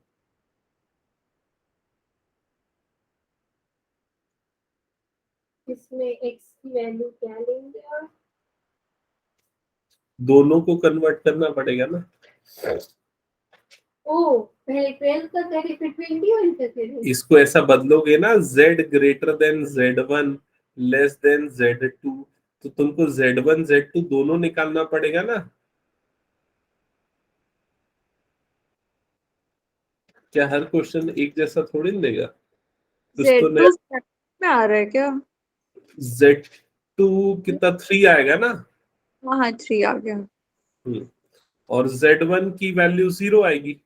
0। रिया बन रहा है ना? हाँ सच में बन रहा है, बस मेरे को इरिटेटिंग लग रहा है, बाकी बन रहा है।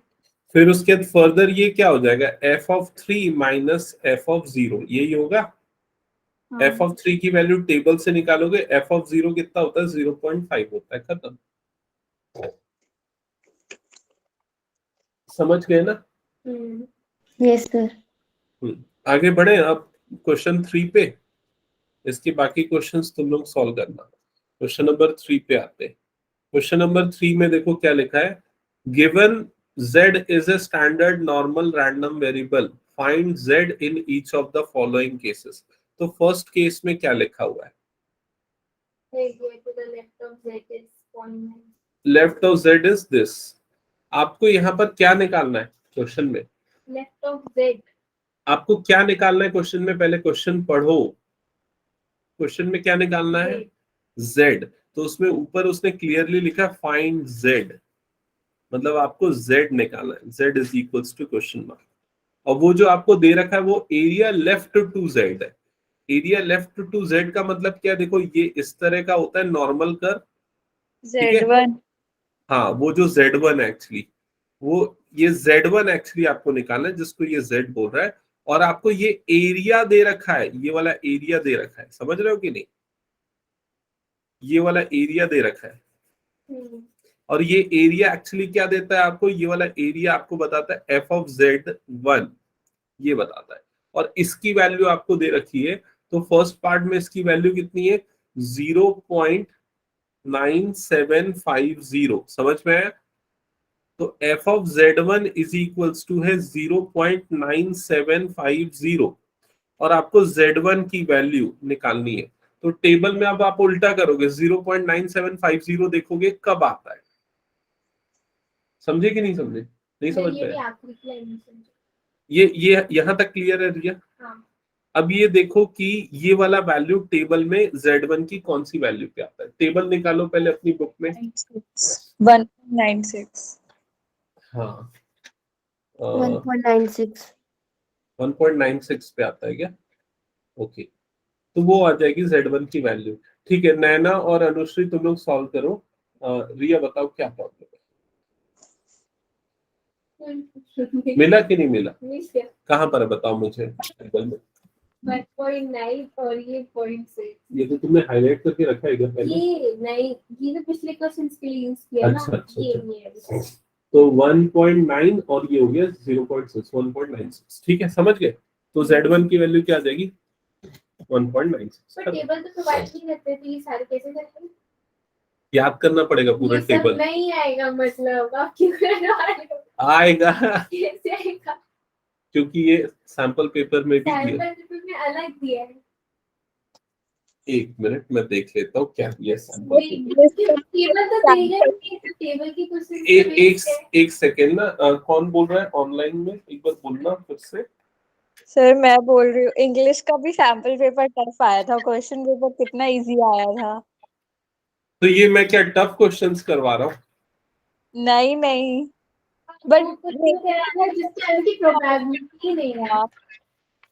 अच्छा देखो हाँ। मैं, हाँ सुन लो एक मिनट।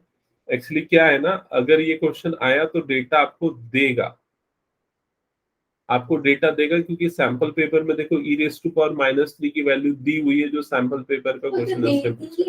पॉइजन तक तो सब ठीक था। ये तुम लोग ही बोल रहे थे कि सर कर्व वाला क्वेश्चन नहीं करा, हमारे स्कूल में करा रहे हैं। अनुश्री बोल रही थी कि नहीं? पॉइजन के लिए बोली थी। पॉइजन में नहीं है। हाँ सर, करा दो। नहीं चला दो, पर ये वाली तो नहीं है। ये देखो मतलब चांस है इसका आने का, क्योंकि जितने भी डिफरेंट टाइप ऑफ डिस्ट्रीब्यूशन है, उसमें मुझे सबसे ज्यादा इंपॉर्टेंट डिस्ट्रीब्यूशन बायनोमियल डिस्ट्रीब्यूशन लगता है और नॉर्मल डिस्ट्रीब्यूशन लगता है। पॉइजन नहीं लगता मतलब हमारे मुझे पूरे पेपर में, प्री बोर्ड हाफ ईयरली सब में पॉइजन निकला। ओके। मुझे भी देखा होगा इसका क्वेश्चन इसका। हालांकि इसमें सैंपल पेपर में पॉइजन एक दिया और दूसरा नॉर्मल दिया है। ठीक है, ओके चलो ठीक है। बाइनोमियल नहीं देते, जो फर्स्ट सेकंड एक्सरसाइज है ना, एनसी वाला कॉम्बिनेशन वाला। अच्छा, इसका एक दो क्वेश्चन और चेक कर लो, जैसे कि इसका सेकंड पार्ट तो ठीक है, The area between 0 and z third part check कर लो एक बार। 0 and z का एरिया। सेकंड पार्ट बताओ। The area between 1/2 and मतलब ये बोलना चाह रहा है, देखो सेकंड पार्ट में ये बोल रहा है, ये हो गया आपका नॉर्मल कर्व। ठीक है, इसमें जीरो कहां पर आएगा? जीरो आएगा यहां पर। ठीक है, और z कहाँ आएगा? हमको नहीं पता कहाँ आएगा z, तो हम मान लेते हैं z जो है वो यहाँ पर आ रहा है। ठीक है, ये हो गया इन दोनों के बीच का एरिया। मैं एक्चुअली क्या इसको z ना बोल के ना तुम लोगों को Z1 मार्क कराया ताकि कंफ्यूजन हो जाता है ना, इसलिए। तो z1 तो इस साइड वाला था क्या? किस साइड वाला? नहीं ठीक। Z1 मार्क करा, तो इन दोनों के बीच का एरिया तुमको दे रखा है। कितना दे रखा है इन दोनों के बीच का एरिया? 0.4750। अरे ऐसे नहीं करना है, रुको एक मिनट इस क्वेश्चन को। ये तो लेफ्ट साइडेड एरिया है, तो डायरेक्टली वैल्यू से मिलता है, इसमें ऐसा नहीं होगा। सुनो इधर पहले देखो जो मैं लिखा रहा हूं उसमें। तो ये क्या दे रखा है, probability of z greater than 0 less than z1, ये वाला वैल्यू तुमको दे रखा है, वो कितना है 0.4750, समझ में आया? अब ये वाला जो प्रोबेबिलिटी होता है इसको हम क्या लिख सकते हैं, इसको हम लिख सकते हैं f of z1 minus f of 0, ऐसा ही होगा, दैट इज इक्वल्स टू 0.4750। क्या यहां तक क्लियर है? यस और नो? अब f ऑफ 0 की वैल्यू कितनी होती है रिया? 1/2।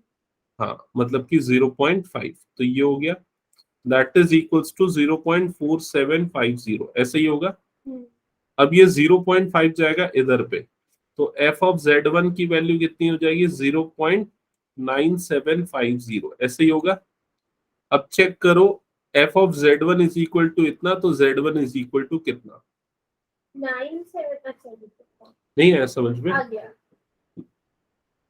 ये क्लियर है स्टेप्स? तो बताओ जल्दी। फिर से 1.9 सेम आएगा, वन, क्योंकि पिछले बार भी सेम आया था ना हमारे पास। ठीक है, नैना अनुश्री क्लियर है? तो बताओ जल्दी। Yes sir. और इसमें कौन सा क्वेश्चन लूं? ये बन जाएगा तो श्योर कर दो मुझे, तो फिर मैं आगे बढ़ जाऊं। सर वर्ड प्रॉब्लम्स करते हैं। वर्ड प्रॉब्लम्स कर लेते हैं, चलो ठीक है। तो पहले मैं सोच रहा हूँ सैंपल पेपर का वर्ड प्रॉब्लम ले ले क्या हम लोग? सैंपल पेपर का जो वर्ड प्रॉब्लम था एक बार उसको पहले चेकआउट कर लेते हैं, क्योंकि वो भी नॉर्मल पे था। ठीक है, तो मैं एक बार उस क्वेश्चन को ना यहाँ पर कॉपी करने की कोशिश करता हूँ इस बार। कॉपी,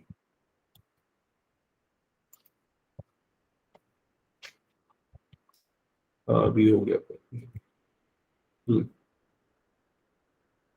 चलो कोई एक क्वेश्चन पढ़ना है इसको, कौन पढ़ रहा है? अनुश्री क्वेश्चन पढ़ो, सेकेंड पार्ट ना। Hello. हाँ हाँ. In हाँ a पढ़ो। math aptitude test, student scores are found to be normally distributed, having mean as 45 and standard deviation 5. What percentage of the students have scores? First, more than the mean score. Second, between 30 and 50. तो देखो question में आपको क्या दिया हुआ है, समझना यहाँ पर। हाँ, सबसे पहले आपको बोल रहा है कि एक टेस्ट है, मैथ्स टेस्ट है, जो नॉर्मली डिस्ट्रीब्यूटेड है। तो यहाँ से तुमको ना समझ में आ जाएगा नॉर्मल डिस्ट्रीब्यूशन का क्वेश्चन। इसका मीन है 45, मतलब म्यू इज इक्वल्स टू दिया हुआ है 45, क्लियर। और इसका स्टैंडर्ड डेविएशन मतलब कि सिग्मा आपको दे रखा है 5 दे रखा है, ठीक है, ये हो गया। अब क्वेश्चन में पूछा what percentage of students scores more than the mean score, मतलब आपको निकालना है probability of x greater than 45, ये आपको निकालना है। क्लियर हुआ ये चीज? ठीक है, तो पहले आप z के टर्म्स में इसको कैलकुलेट करोगे, तो z इज इक्वल्स टू क्या होता है, x minus mu upon sigma, यही होता है। तो यहां पर जब कैलकुलेट करने जाओगे तो यहां पर तुम्हारी दोनों वैल्यू सेम है, म्यू की वैल्यू भी सेम है और x की वैल्यू भी सेम है। इसको ये चीज क्लियर रखना, ये जो वैल्यू होती है एक्चुअली क्या होती है, स्मॉल x वाली वैल्यू। समझ में आए? अरे ये वाला जो स्मॉल x है z के फॉर्मूले में जो आता है, तो यहाँ दोनों वैल्यू सेम है, तो ये क्या हो जाएगा 45 माइनस 45 अपॉन 5, मतलब ये क्या आ जाएगा 0। तो ये इसका मतलब क्या हो जाएगा, probability of z greater than 0। क्या ये चीज क्लियर हुआ? अब इसको हम क्या लिख सकते हैं, 1 minus probability of z less then 0, ऐसा लिख सकते हैं। और ये क्या हो जाएगा 1 माइनस एफ ऑफ जेड, ये हो जाएगा, नहीं एफ ऑफ 0 हो जाएगा ना, 1 माइनस एफ ऑफ 0। इसको हटा रहा हूं। ये समझ में आया कि नहीं आया, एक बार बताओ तो जल्दी। ये तो 1 माइनस सीधा f ऑफ 0 जाना चाहिए था ना, 0.5, तो ये हो जाएगा, हाँ वही लिखा ना, हाँ 1 माइनस एफ ऑफ 0 हो जाना, ठीक है, सही बोल रहे हो। तो 0.5 आएगा इसका आंसर फर्स्ट पार्ट का। क्या ये क्लियर हो गया सबको? हटा दूं Yes, अब मैं? sir. हम्म, अच्छा, अब इसका सेकेंड पार्ट में क्या लिखा हुआ है? हाँ बताओ। बिटवीन 30 एंड 50 में, मतलब वो वाला हो जाएगा। पहले क्या लिखूं? प्रोबेबिलिटी ऑफ, Z1 नहीं Z1 नहीं, X1 एक्स के टर्म्स में आना है ना अभी तो। X1 हाँ, probability of capital x greater then 30 और यहाँ लेस देन क्या आ जाएगा 50। क्या ये समझे? ठीक है। अब इसमें से आप Z1 निकालोगे और Z2 निकालोगे तो Z1 क्या आ रहा है? Z1 कितना आ रहा है? 30 अपॉन 3. 30 अपॉन माइनस 45 अपॉन 5, -3 आ रहा है। हाँ. और Z2 कितना आ रहा है? 0. कैसे 0 आएगा? 1. 1 आएगा अच्छा ना। सर, 50 है. 50 माइनस 45 अपॉन 5 मतलब ये आएगा 1। ठीक है। हाँ हाँ. तो ये क्या हो जाएगा? Probability of Z। रिया हंस रही है बहुत, गलत आंसर दी तो अनुष्का। सर वो इतना ज्यादा पढ़ ली थी कि वो 0 से 0 ये क्लियर यहाँ तक? ठीक है। हाँ, अब इसके बाद इसको क्या लिखेंगे बताओ? में हाँ बोलो। एक सेकंड। अरे इतना सिंपल पूछ रहा हूँ। 1 minus f of -3. 1 minus f of -3। Correct. ठीक है। अब ये f ऑफ 1 तो एज इट इज रहेगा, माइनस इसको हम क्या लिखेंगे? 1 माइनस f ऑफ 3 ऐसा लिखेंगे। हाँ, तो ये क्या हो जाएगा? f of 1 -1 plus f of 3 ऐसा ही हो जाएगा। अब f ऑफ 1 की वैल्यू क्या होगी? इंफिनिटी। नहीं होती, चेक करो टेबल से। f of 1 f of infinity 1 f of 1 की वैल्यू चेक करो टेबल से। 0.8413. 0.8413 -1 प्लस f ऑफ 3 की वैल्यू चेक करो। 0.9938. 0.9938। ठीक है। 0.9986 है मेरे में। 8686. 86 है क्या? हाँ. ओके, 0.9986। ठीक है। अब इन दोनों को ऐड करो और उसमें से 1 माइनस कर दो।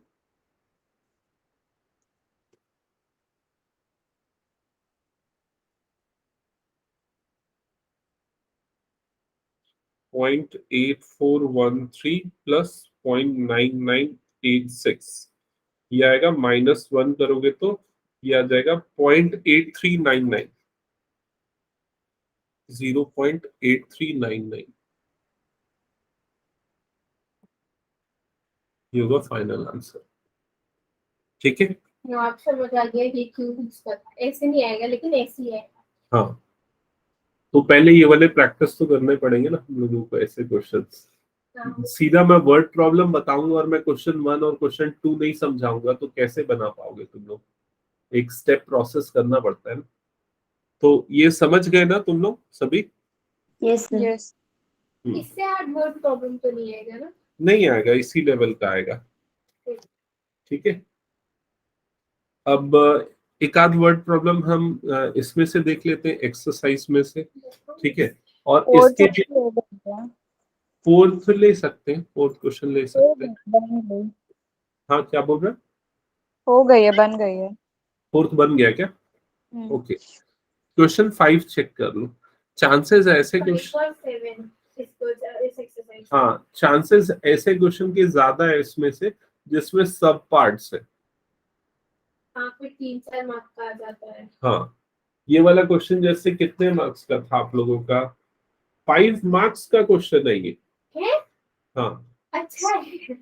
10 मार्क्स आते हैं फिर। ये 5 मार्क्स का क्वेश्चन आया है, उसमें भी चॉइस दिया हुआ है आपको, या तो पॉइजन का करो या तो नॉर्मल का मतलब करो। एग्जाम में पॉइजन और नॉर्मल में चॉइस आएगी कि ये तो सीबीएसई का सैंपल में हो रहा है। हाँ ठीक है। तो सोच लो कितना आसान है अगर आपको थोड़ा नॉलेज हो तो। ओके, तो क्वेश्चन नंबर 5 स्टार्ट करो बनाना, चलो जल्दी से।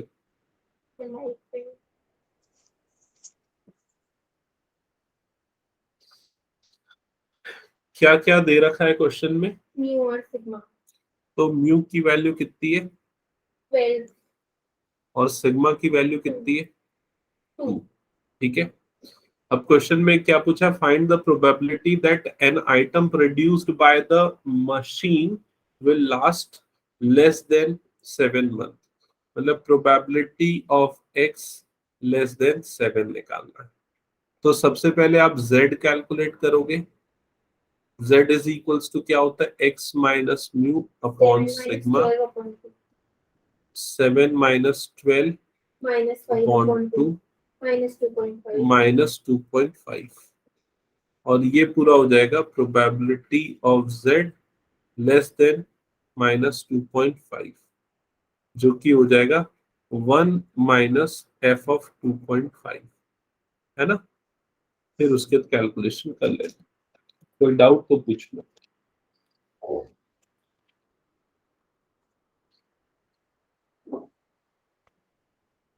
अब मेरे ख्याल से तो इसमें तो प्रोबेबिलिटी ऑफ नहीं f 2.5 होगा ना, डायरेक्ट f ऑफ 2.5। वो माइनस है ना, माइनस 2.5 आया ना, वो नेगेटिव वाली प्रॉपर्टी 1 देखो। माइनस मैंने ये वाला जो लिखाया ना, ये वाला जो बॉक्स के अंदर मैंने लिख के रखा है, वो फाइनल समरी बिल्कुल ध्यान में रखना, ये वाला। 0.8। बस इस इतना अगर ध्यान में है ना, ये वाला पार्ट, तो पूरा नॉर्मल क्लियर हो जाएगा। ठीक है। तो अब मेरे ख्याल से ज्यादा कोई प्रॉब्लम नहीं है। अगर बताओ इस क्वेश्चन के बाकी सब पार्ट्स भी बन जाएंगे ना?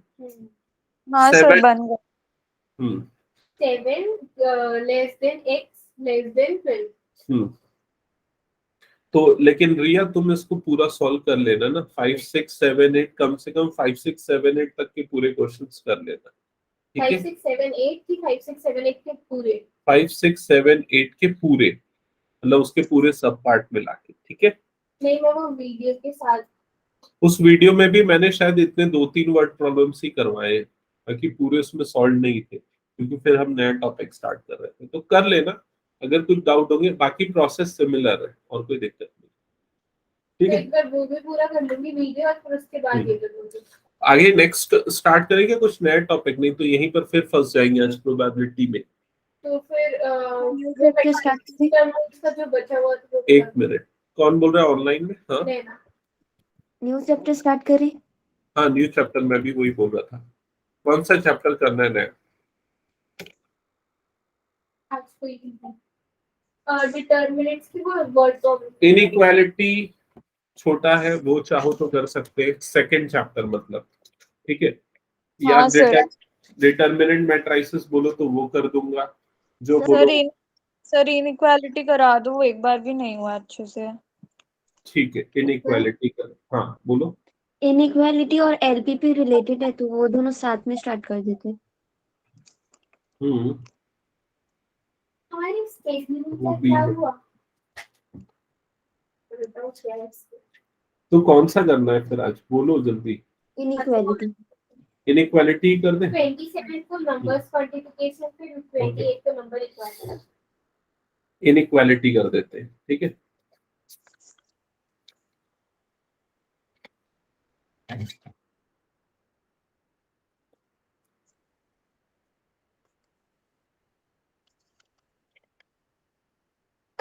इसमें कोई डिलीशन नहीं है ना इनइक्वालिटी में?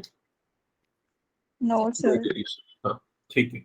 चलो ओपन कर लो बुक में, page number 66। Okay, page number 66 में। ये इजी है ना? ऑलमोस्ट। इसमें ना एक्चुअली फर्स्ट एक्सरसाइज में थोड़ी सी प्रॉब्लम है लॉजिक डेवलप होने के लिए। डिटर्मिनेंट्स और मैट्रिसेस लॉजिक के डेवलप होने में क्वेश्चन बता दो। रुक जाओ, पहले इसको कर लेते हैं कंप्लीट। ठीक है, 5 से कर दो। कितनी? 5 हाँ। एक्सरसाइज है क्या? ओके, एक काम करते हैं, मैं सेकंड बाद में किसी फ्रेश डे पे बताऊंगा, नहीं तो अभी बताऊंगा ना तो तुम लोग फिर परेशान हो जाओगे।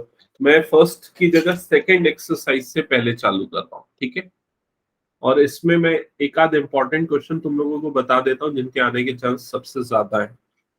तो ध्यान देना, एक्सरसाइज 2.2 पहले स्टार्ट करेंगे, ठीक है।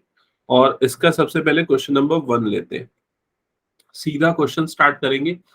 इन बिटवीन मैं तुम लोगों को रूल समझा दूंगा, ठीक है। तो 7x - 1 लेस देन 5x + 3। तो जैसे इक्वेशन को सॉल्व करते हैं ना, सेम उसी प्रोसेस से हम इसको भी सॉल्व करते हैं, ठीक है। तो सबसे पहले हम क्या करेंगे, शिफ्ट करेंगे टर्म्स को। तो -1 को इधर शिफ्ट करूंगा और 3 को और 5x को इधर शिफ्ट करूंगा। ऐसा करूंगा तो क्या होगा, लेफ्ट साइड में 7x - 5x हो जाएगा और इधर पे क्या हो जाएगा 3 + 1। ये क्लियर है? रिया ध्यान देना, नहीं तो फिर गड़बड़ हो जाएगी। एक सेकंड, क्या हुआ? एक भूल गया। ये लो पेन। यहां तक क्लियर? तो ये क्या हो जाएगा 2x लेस देन क्या हो जाएगा 4, ठीक है। डिवाइड करेंगे तो क्या आ जाएगा x लेस देन 2। क्या ये प्रोसेस क्लियर है? एक बार देख लो जल्दी से, बाकी लोग भी एक्नॉलेज करो। क्लियर ना? अब जो चीज आपको ध्यान देनी है वो इस क्वेश्चन का दूसरा वे में सॉल्यूशन है, उसको देखो इधर पे। यहाँ पर मैं सिर्फ फिर से इस क्वेश्चन को लिख रहा हूँ 7x - 1 लेस देन, ये क्या हो जाएगा 5x + 3। अब एक काम करता हूं, मैं ये -3 को इधर शिफ्ट करता हूँ और 7x को इधर शिफ्ट करता हूँ। तब इनइक्वालिटी क्या बन जाएगी, -1 - 3, यहाँ पर क्या हो जाएगा 5x - 7x। क्लियर? ये क्या हो जाएगा -4 और यहाँ पर क्या आ जाएगा -2x। क्लियर? यहाँ तक क्लियर हुआ? अब इसके बाद मैं ये रूल समझा रहा हूं, दोबारा कोई गलती नहीं करेगा, एकदम क्लियर इंस्ट्रक्शन में बता रहा हूं मैं। तुम लोग इस माइनस और इस माइनस को कट नहीं कर सकते हो, ये रॉन्ग है। इनइक्वालिटी में ये चीज गलत होती है। क्यों नहीं? इनइक्वालिटी में गलत होती है, इक्वालिटी में करेक्ट होती है। क्यों? तो उसका रीजन मैं तुम लोगों को यहाँ पर सामने दे देता हूँ, सुनो। ये बताओ कि -4 और -2 कौन बड़ा है? -2। -2 बड़ा है। अगर तुम लोग ये करते हो कि माइनस और माइनस को कट कर देते हो तो तुम्हारे हिसाब से ये इनइक्वालिटी क्या हो जाएगी? ये हो जाएगी। क्या ये सही हुआ इनइक्वालिटी? नहीं। नहीं। तो मतलब नेगेटिव नंबर्स नहीं होते तो फिर, लेकिन फिर काटते क्या नहीं, ठीक है, क्लियर है? ओके। तो ये वाला पार्ट तुम लोग नहीं कर सकते, इस चीज को बस आपको ध्यान देना है। बाकी सारी चीजें जैसे रूल उसमें अप्लाई होते हैं वैसे इसमें भी होते हैं। तो ये -4 लेस देन -2 है। अब अगर मान लो कि तुमको करना ही है, मान लो माइनस हटाना है, तो कैसे हटाओगे? तो उसके लिए दो तरीके, आप या तो हाँ, आप अगर इसको चेंज कर रहे हो तो साइन को रिवर्स कर दो, अगर माइनस को काट रहे हो तो रिवर्स कर दो। फिर उसके बाद क्या आ जाएगा 4/2 और यहाँ पर ये आ जाएगा x, तो x लेस देन 2। ठीक है, तो क्लियर हो गया ये रूल। बाकी सारे रूल एज इट इज, लेकिन ऐसे करने ही क्यों, ऐसे फिर से हो सकता है। कई बार ऐसे सिचुएशन आ जाते हैं कि ऐसा करना पड़ता है। ठीक है, अब हम आ जाते हैं कि ये आंसर नहीं है। आंसर के लिए क्वेश्चन में क्या लिखा है? क्या लिखा है क्वेश्चन में? बोल रहा है x इज एन इंटीजर, मतलब x क्या है, z से बिलोंग करता है, ऐसा ही लिखा है इसमें। तो x इंटीजर है, तो 2 से छोटे इंटीजर कौन कौन से होते हैं? 1 नहीं, हाँ 1। ठीक है, सर, तो छोटे इंटीजर कौन से होते हैं? 1 होता है, उसके पहले और कौन सा होता है? 0 होता है, उसके पहले क्या होता है? -1 होता है, -2 होता है, ये सब सिर्फ होता है। 1 होता है। ये भी होता है। इंटीजर होता है ना, तो वो तो माइनस भी आएगा ही। हाँ, इंटीजर ये सारे अच्छा, होते हैं। अच्छा। ये नेचुरल नंबर की अगर बात करें तो सिर्फ 1 आएगा। ठीक है, इंटीजर में सारे आएंगे। ठीक है, फिर उसके बाद सेकेंड पार्ट में इसी में लिखा है x belongs to capital R, तो इसका आंसर क्या होगा? इसका आंसर यही होगा। नहीं, एक सुनो, एक मिनट। 1 होगा। हाँ नहीं, गलत। एक मिनट ना, तुम लोगों को मैं नंबर सिस्टम बस 1-2 मिनट में बता दूं, नहीं तो ये कंसेप्ट क्लियर नहीं होगा, गलत हो जाएगा। ठीक है, देखो सबसे पहले उसमें देखो स्क्रीन पे ये क्या है, ये लाइन होती है ना, इस लाइन में जितने भी नंबर आते हैं इसको रियल नंबर बोलते हैं, कोई भी हो, चाहे √2 हो, चाहे 3 हो, चाहे 1.5 हो, चाहे -1 हो, चाहे 0, जो भी हो, सारे के सारे रियल नंबर होते हैं। समझ गए ये चीज? जिसका सेंटर जो होता है कहाँ पर होता है, 0 पे होता है। ठीक है, अभी सुन लो मेरी बात, आगे अभी खत्म नहीं हो, बहुत सारी चीजें इसमें बताना है। तो z जो होता है इंटीजर का नोटेशन होता है। तो इंटीजर में कौन कौन से आते हैं, नेगेटिव, -3, -2, -1, 0, 1, 2, 3, ये पूरे होते हैं। नेचुरल नंबर जो होते हैं उसमें कौन से होते हैं, 1, 2, 3, 4 होते हैं। समझ में आए? और रियल नंबर तो पूरे होते हैं। पूरे मतलब कहां से कहां तक, -∞ से लेके +∞ तक पूरे। अब ये जो ब्रैकेट मैंने यूज किया, ये ब्रैकेट का बड़ा इंपॉर्टेंस है। ओपन इंटरवल है, मतलब ये कि -∞ और +∞ को छोड़ के सारे नंबर इसमें आएंगे। अब अगर मान लो आपका इंटरवल कुछ ऐसा आ रहा है, ऐसा आ रहा है मतलब कि ये मान लो ये लिखा हुआ है -4 और ये लिखा हुआ है -2, आपको x की वैल्यू ऐसी मिली है, x ग्रेटर देन -4 है, लेस देन क्या है, -2 है। तो आप इसको इंटरवल में कैसे रिप्रेजेंट करोगे, -4, -2 ऐसे रिप्रेजेंट करोगे। समझ में आई ये चीज? अगर आपका इंटरवल ऐसा आ रहा है, x ग्रेटर देन और इक्वल्स टू 2, लेस देन 4, अगर ऐसा आ रहा है तो 2 कहां पर आएगा, 2 यहां पर आएगा, और 4 कहां पर आएगा, 4 यहां पर आएगा। तो 2 से 4 जिसमें 2 इंक्लूडेड है, 4 इंक्लूडेड नहीं है, तो उसको रिप्रेजेंट करने के लिए आप ये वाले ब्रैकेट का यूज करोगे। समझ में आया रिया? कोई डाउट है इसमें? क्लियर हो गया? ये वाला क्यों ऐसे लास्ट? क्योंकि यहाँ पर ये जो इनइक्वालिटी है वो कौन सी है, स्लैक। तो जब ऐसा आता है तब हम ये ब्रैकेट यूज करते हैं। यहाँ पर कौन सी इनइक्वालिटी है, ये वाली, तो ये ओपन इंटरवल यूज करते हैं। जब इंक्लूडेड है तो स्क्वायर ब्रैकेट, जब इंक्लूडेड नहीं है तो स्मॉल ब्रैकेट। क्लियर ये? ओके। तो इसलिए जो हमारे इस क्वेश्चन में हमारा आंसर आया था, हमारा आंसर क्या आया था, x लेस देन 2 आया था। और क्वेश्चन में क्या बोल रहे हैं, रियल नंबर है। तो उसको रिप्रेजेंट करने के लिए आप पहले नंबर लाइन पे देखोगे। नंबर लाइन में देखो -∞ से 2 तक सारे के सारे आप लोग यहाँ पर, ठीक है, सारे नंबर रियल नंबर होते हैं। -∞ इंक्लूडेड नहीं होगा, 2 भी इंक्लूडेड नहीं होगा, क्योंकि इनइक्वालिटी कौन सी है, स्ट्रिक्ट है, जिसमें नॉट इंक्लूजन आ रहा है। क्लियर हुआ ये चीज? ओके, आगे बढ़ जाऊं मैं? Yes, sir. अब देखो, क्वेश्चन 2 ऑनवर्ड्स जितने भी क्वेश्चन है सब में रियल के लिए बोल रहा है वो। तो क्या लिखा हुआ है फर्स्ट पार्ट में, 4x + 3 लेस देन और इक्वल्स टू 6x + 7, ऐसा है। तो शिफ्टिंग कर दो, 4x को इधर भेज दो, 7 को उधर भेज दो, तो लेफ्ट साइड में हो जाएगा 3 - 7, राइट साइड में हो जाएगा 6x - 4x। तो इधर पे ये हो जाएगा 2x और इधर पे हो जाएगा -4। तो x ग्रेटर देन और इक्वल्स टू -2। यहां तक कोई डाउट तो पूछ लो, कोई डाउट नहीं? ठीक है। No. अब यहाँ क्या लिखा हुआ है, x belongs to real number. तो अगर कंफ्यूजन होता है तो रियल नंबर लाइन बना लो। तो ये हो गई रियल नंबर लाइन। यहाँ पर -2 कहाँ पर आता है उसको हाईलाइट कर लो, तो -2 आएगा यहाँ पर। और x की वैल्यू -2 से बड़ी होनी है, बड़ी होनी है मतलब राइट साइड वाला पूरा आएगा। कहाँ तक जाएगा ये, इंफिनिटी तक जाएगा। -2 इंक्लूड होगा क्या, तो हाँ होगा। होगा तो इस बबल को फिल कर देना, ये जो मैंने बबल बनाया ना ये फिल्ड हो जाएगा। कई क्वेश्चन में ऐसा भी आता है, represent the solution in number line, इसलिए जरूरी है। ठीक है, तो इसलिए इसका जो सॉल्यूशन होगा -2, इंफिनिटी होगा, -2 क्लोज्ड इंटरवल में आएगा, इंफिनिटी ओपन इंटरवल में आएगा, और ये होगा आपका आंसर। क्या ये समझ गए?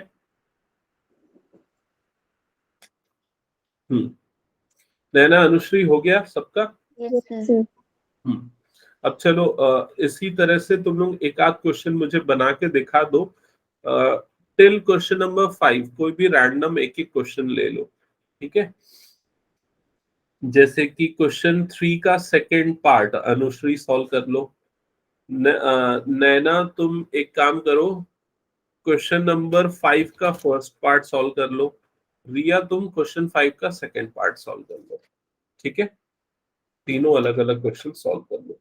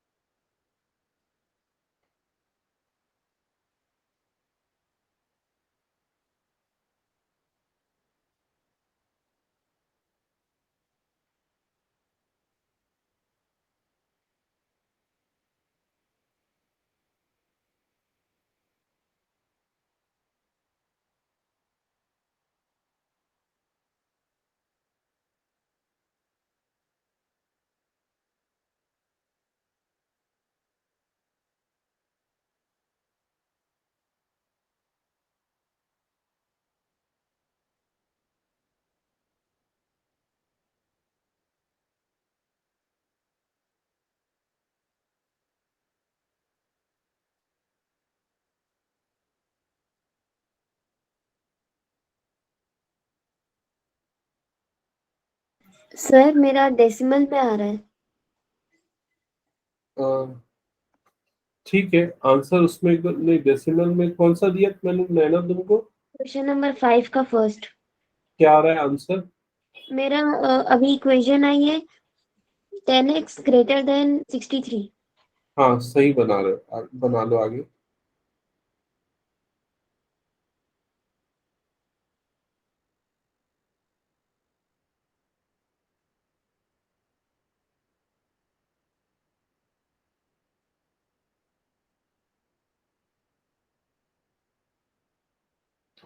ये लिखे या इसका उल्टा लिखे सही है ना दोनों, मतलब 8 इस साइड और नहीं, गलत होता है। ब्रैकेट भी सर हो गया।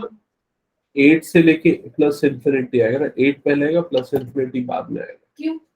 क्योंकि जो छोटा होता है वो पहले लिखते हैं, जो बड़ा होता है वो बाद में लिखते हैं।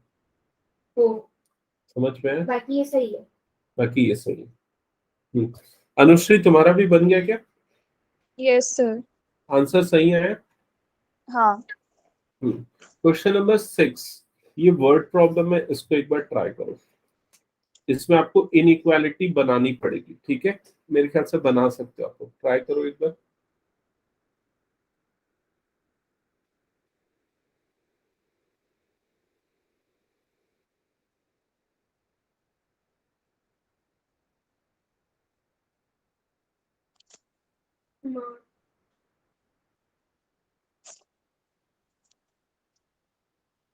कैसे होगी? हम्म कैसे बनेगी inequality? अच्छा चलो बताता हूँ।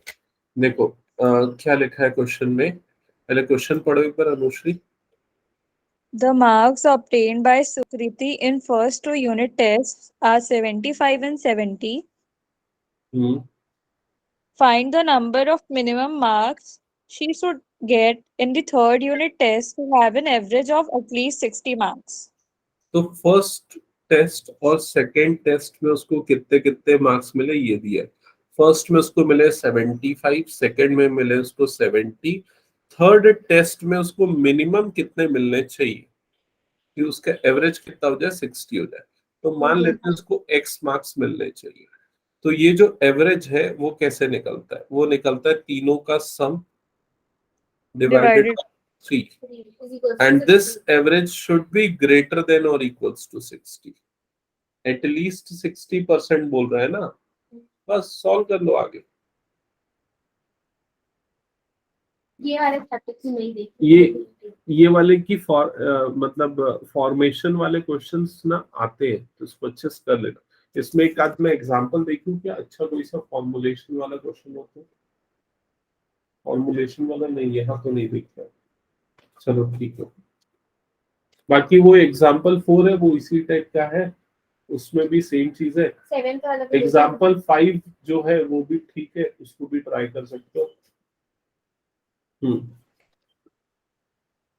7 सर 9th बताओ ना। 9th, हाँ बता रहा हूँ मैं। 7th वाला हो जाएगा, 7th और 8th एक बार चेक कर लो।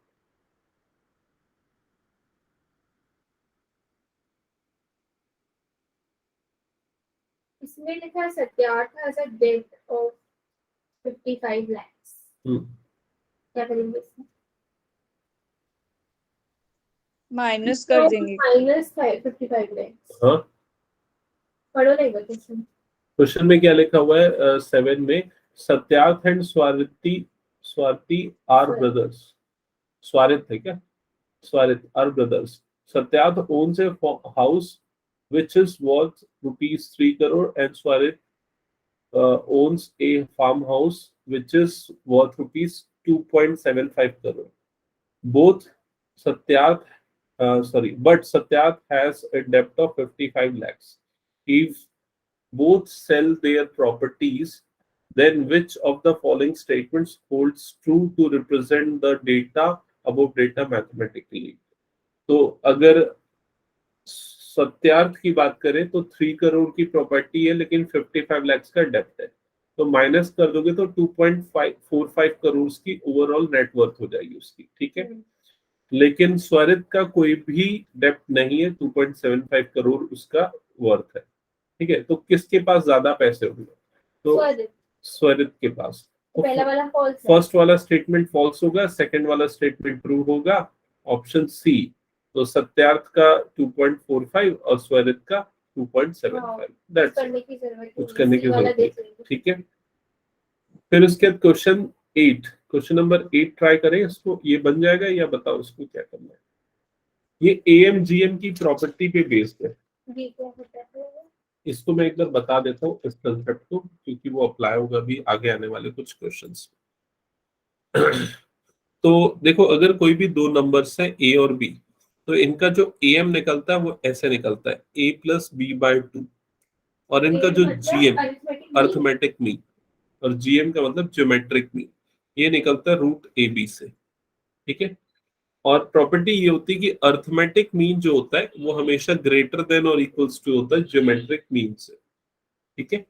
अच्छा, ये इस क्वेश्चन का इस चैप्टर का क्वेश्चन ये है एमसीक्यू।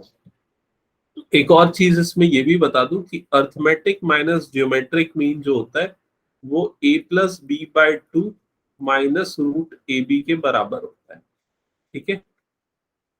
ये वाला कंसेप्ट भी कभी कभी यूज होता है, इसलिए मैंने ये बता दिया। ये हमने लिखा है arithmetic mean is greater than और इक्वल टू 0 हाँ, ठीक है। ओके, तो क्वेश्चन नंबर 8 में देखो क्या लिखा हुआ है। क्वेश्चन नंबर 8 में लिखा है A B C are positive real numbers, then prove that the following using AM and GM inequality. तो A B C positive real number है, ठीक है। तो क्वेश्चन 8 हम कर रहे हैं, उसका फर्स्ट पार्ट कर रहे हैं। ए और बी के लिए हम सबसे पहले अर्थमेटिक मीन निकाल लेते हैं। तो इनका अर्थमेटिक मीन ए की वैल्यू कितनी हो जाएगी? a+b/2। ज्योमेट्रिक मीन जी की वैल्यू कितनी हो जाएगी? √ab। ऐसा ही होगा। हम्म,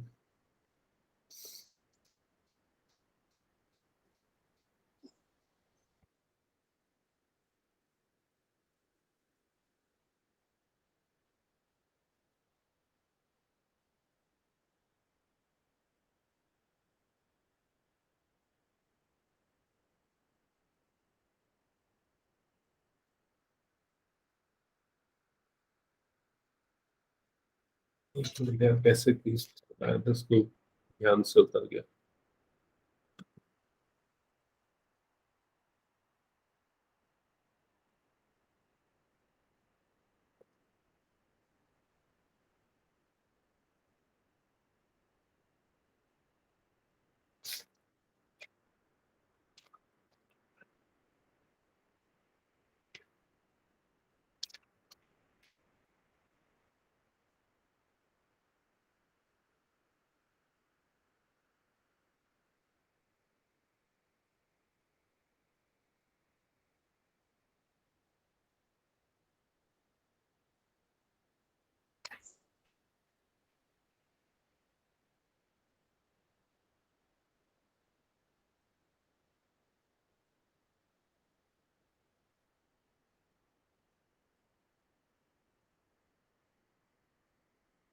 Sir, you're not audible.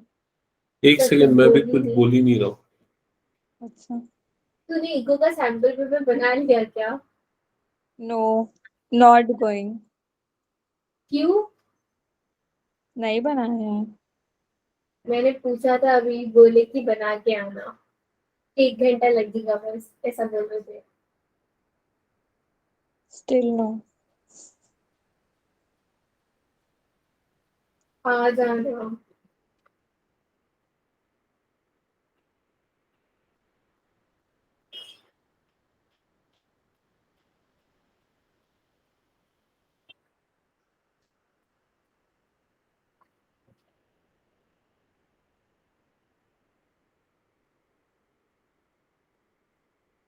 Naina connected है क्या? Yes, sir. नैना, ये तुमने अटेंड किया था क्या क्लास, ये वाला मैंने पढ़ाया था जब? नहीं. नहीं किया था क्या? ये आपने नहीं पढ़ाया। ये मैंने पढ़ाया. पढ़ाया। ये या फिर शैवी अकेले होगी, फिर प्रेजेंट होगी।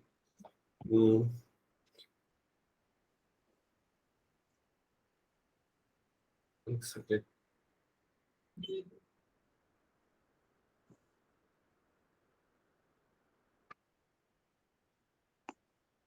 चैप्टर 2 है ना ये?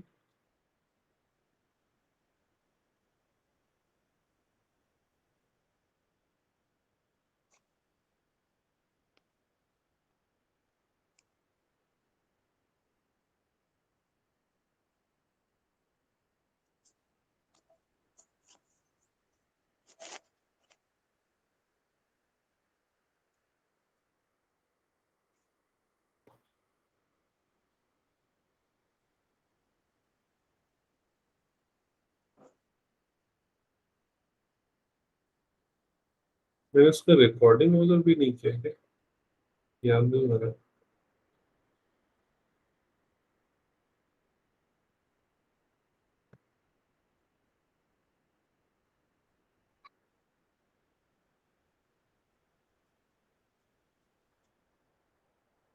हम्म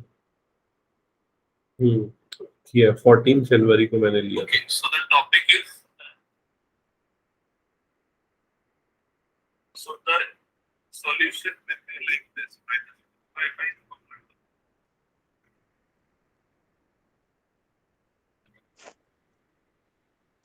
सर अगर आप लियो तो हम लोग उसकी रिकॉर्डिंग देख लेंगे. मैंने नहीं इस पे बैठने की भी रिकॉर्ड। 14 जनवरी को लिया था, और उसके पहले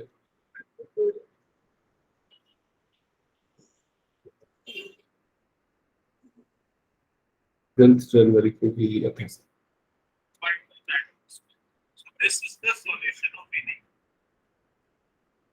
एक सेकेंड ना, बस होल्ड करना।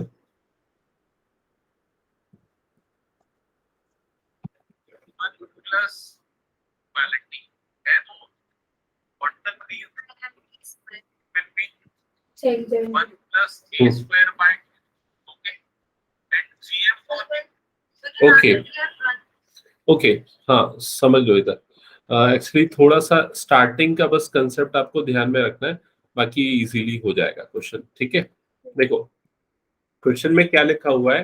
क्वेश्चन में लिखा है ए बी सी, ये 3 पॉजिटिव रियल नंबर्स है।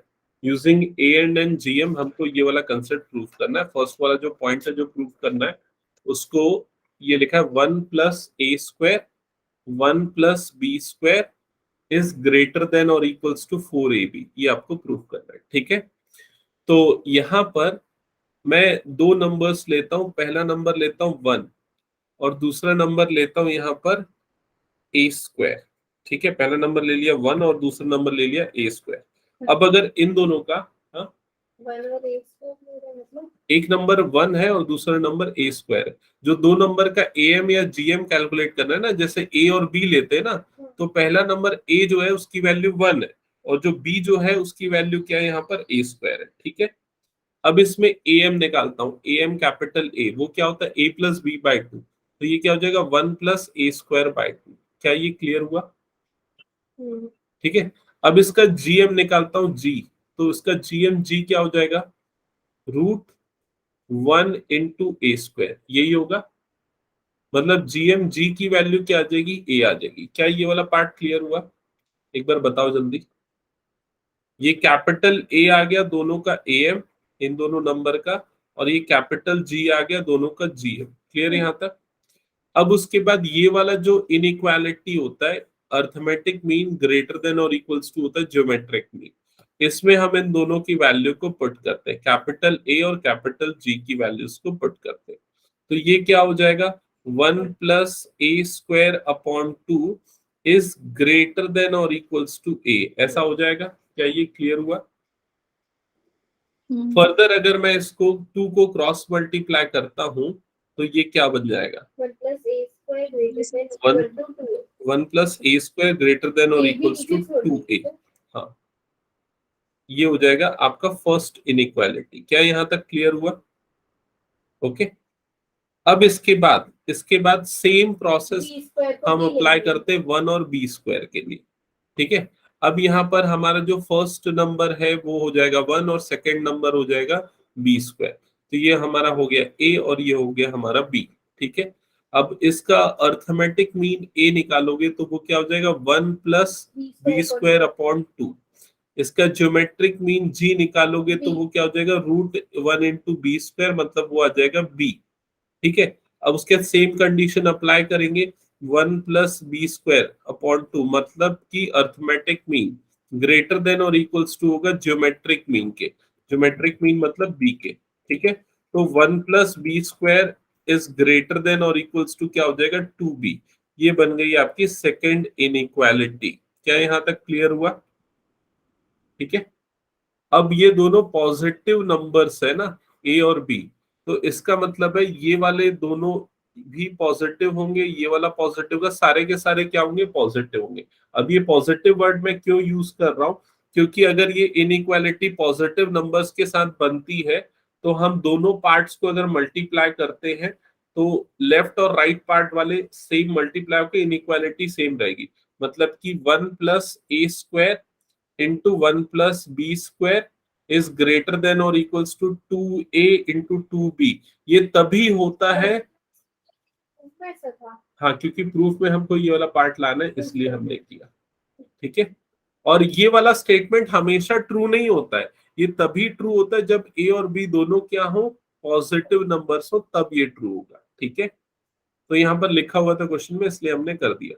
तो ये वाला पार्ट हो गया 1+a² into 1+b² greater than और इक्वल्स टू 4ab। तो ऐसे उधर लिखना पड़ेगा मल्टीप्लाइंग इक्वेशन 1 विद हाँ, इक्वेशन 2।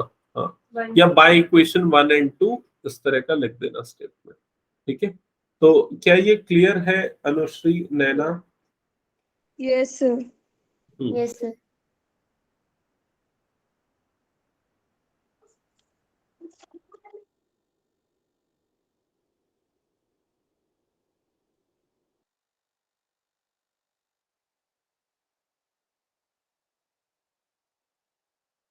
मिनट रुक जाओ।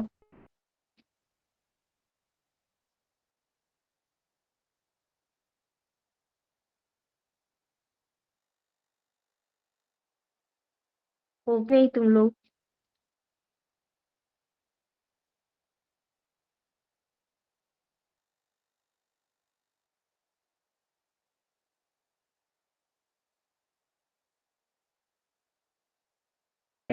हेलो, देखो सुनाई भी दे रहा है। हाँ, अब बोल। क्या हुआ, क्लास खत्म? 2 मिनट रुक जाओ, पावर चले गया। ओ, नई लाइट गोल हो गई है। हम्म, सर को भी सुनाई दे रहा है जो बोल रही है तू। तो मैं तो पूछ रही हूँ बस, क्लास खत्म हो गई क्या?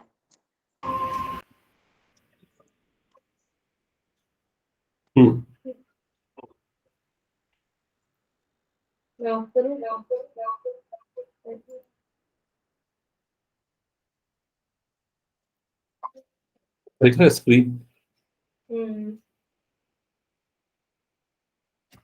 पर अपन को ही नहीं दिखेगा। क्या चीज? ओके, मैं कर लूंगी। ओके, तो ये क्लियर ना हो गया, आगे बढ़ो। Yes, yes. अब देखो दो नंबर्स तो हो गए, अगर 3 नंबर्स होते तो अर्थमेटिक मीन और ज्योमेट्रिक मीन कैसे निकलता है वो चीज भी एक बार यहाँ पर कंसेप्ट देख लो। 3 या 3 से ज्यादा नंबर इनफैक्ट, ठीक है। तो अगर मान लो हमारे पास 3 नंबर्स होते हैं, पहला नंबर है ए, दूसरा नंबर है बी और तीसरा नंबर है सी, तो उनका अर्थमेटिक मीन ए जो होगा वो ए प्लस बी प्लस सी अपॉन 3 होगा, और जो इनका ज्योमेट्रिक मीन जी होगा ये cube root of a B c के इक्वल होगा। क्लियर ये चीज? ठीक है, आगे बढ़ते हैं। अब नेक्स्ट क्वेश्चन पे आते हैं। इसी क्वेश्चन का जो सेकंड पार्ट है एक्चुअली उसमें 3 नंबर्स वाला केस है, इसलिए मैं उस पार्ट को ले रहा हूं। ठीक है, तो यहां पर वो जो 3 नंबर से देखो कौन कौन से हम कंसीडर करेंगे। तो जो प्रूफ करना है इसमें हमको वो है A square B plus B square C plus C square A. ठीक है, इनटू यहां पर क्या आ रहा है A B square plus B C square plus C square A greater than और equals to 9 A square B square C square. ये हो सी ए स्क्वायर है, हाँ सी ए स्क्वायर है। अच्छा, ये सी ए स्क्वायर, ओके ठीक है। चलो इसको देखो सेम अप्रोच से ट्राई करो, कैसे कर पाओगे एक बार देखो। इसमें कौन से दो नंबर्स लेंगे? सी ए लेंगे क्या, हम्म, या फिर मतलब ये ए स्क्वायर बी को ए लेंगे, बी स्क्वायर सी को? देखो क्या करो, ये जो पूरा का पूरा तुम्हारा पार्ट है ना, ये पूरा का पूरा पार्ट, इसके जो 3 नंबर्स है ना उसको ए बी सी ले लो। मतलब पहले ये बोला तुमने, इसको ए ले लो, इसको बी ले लो और इसको क्या ले लो, सी ले लो। समझ में है? अब इसका अर्थमेटिक मीन निकालो। तो अर्थमेटिक मीन क्या होगा, A square B plus B square C plus C square A, यही हो जाएगा अपॉन 3, ये हो जाएगा अर्थमेटिक मीन। और ये ग्रेटर और इक्वल्स टू होगा cube root of A into B into C, मतलब कि A square B into B square C into C square A. Clear हुआ यहाँ तक? अब जब इस क्यूब रूट को सॉल्व करोगे तो देखो एक का 3 का सेट बनेगा, तो ए स्क्वायर हो गया और यहाँ पर क्या हो गया ए, मतलब एक ए जो है इस क्यूब रूट से बाहर निकलेगा। समझ में है? सिमिलरली बी क्यूब वाला टर्म आ रहा है रूट के अंदर, क्यूब रूट के अंदर, तो एक बी वाला टर्म बाहर निकलेगा और वैसे ही एक सी वाला टर्म बाहर निकलेगा और पूरा क्यूब रूट से सारे टर्म्स निकल जाएंगे। और यहाँ पर क्या बच जाएगा, A square B plus B square C plus C square A divided by ये क्या हो जाएगा 3। अब ये 3 को क्रॉस मल्टीप्लाई कर दो तो A square B plus B square C plus C square A that will be greater than or equals to 3abc। क्या ये वाला स्टेप क्लियर हुआ? कंफर्म करो। Yes sir. Okay, same process हम फॉलो करेंगे सेकंड वाले के लिए भी। तो सिमिलरली करके मैं लिख देता हूं, इनइक्वालिटी क्या बन जाएगी, a B square plus B square b C square plus c a square greater than और इक्वल्स टू, ये भी क्या बन जाएगा 3abc। फिर उसके जैसा हमने पिछले पार्ट में किया था मल्टीप्लिकेशन करने का, सेम चीज परफॉर्म करोगे और आपका प्रूफ हो जाएगा। क्लियर ये? इसमें सिमिलरली लिख सकते हैं ना पूरे? हाँ लिख सकते हो सिमिलरली। ठीक है, हो गया, आगे बढ़े। इसको हटा दूं मैं? Yes Yes, sir. Okay, third part में जो लिखा हुआ है उसको एक बार देखो जल्दी से। तो थर्ड पार्ट में लिखा हुआ है a plus b whole square is greater than और इक्वल्स टू 4ab। ये आपको प्रूफ करना है। ठीक है, तो प्रूफ ए बी बाय क्या हो जाएगा, एम जी एम अप्लाई कर दो, ऐसा ही होगा। नहीं है समझ में? हाँ ठीक है। इसका अर्थ मान लो नंबर में एक नंबर ए ले रहा हूँ, दूसरा नंबर बी ले रहा हूँ, तो दोनों का अर्थमेटिक में A plus B by 2, geometric meaning. तो यहाँ तक क्लियर हुआ? तो ए प्लस बी की वैल्यू क्या हो जाएगी, ग्रेटर और इक्वल टू 2 ए बी, ऐसा ही होगा। ठीक है, और फिर से इसी को लिख देता हूँ, a plus be greater than और टू क्या होगा 2 8। कुछ चल क्यों नहीं रहा है स्क्रीन में? नहीं डिस्प्ले हो रहा है क्या? नहीं, मेरी तो फ्रीज, हाँ बोल रहा है। हाँ, शो नहीं हो रहा था क्या डिस्प्ले? नो सर वॉइस भी क्रैक हो रही थी। हाँ, freeze अब हो गया ठीक था, है। तो एक्चुअली क्या है, लाइट गोल है, ये मोबाइल डेटा से रन हो रहा है करेंटली, इसलिए ये इशू होगा। एक बार चेक कर लो यहां तक का प्रोसेस क्लियर है क्या, मुझे ये बता बस।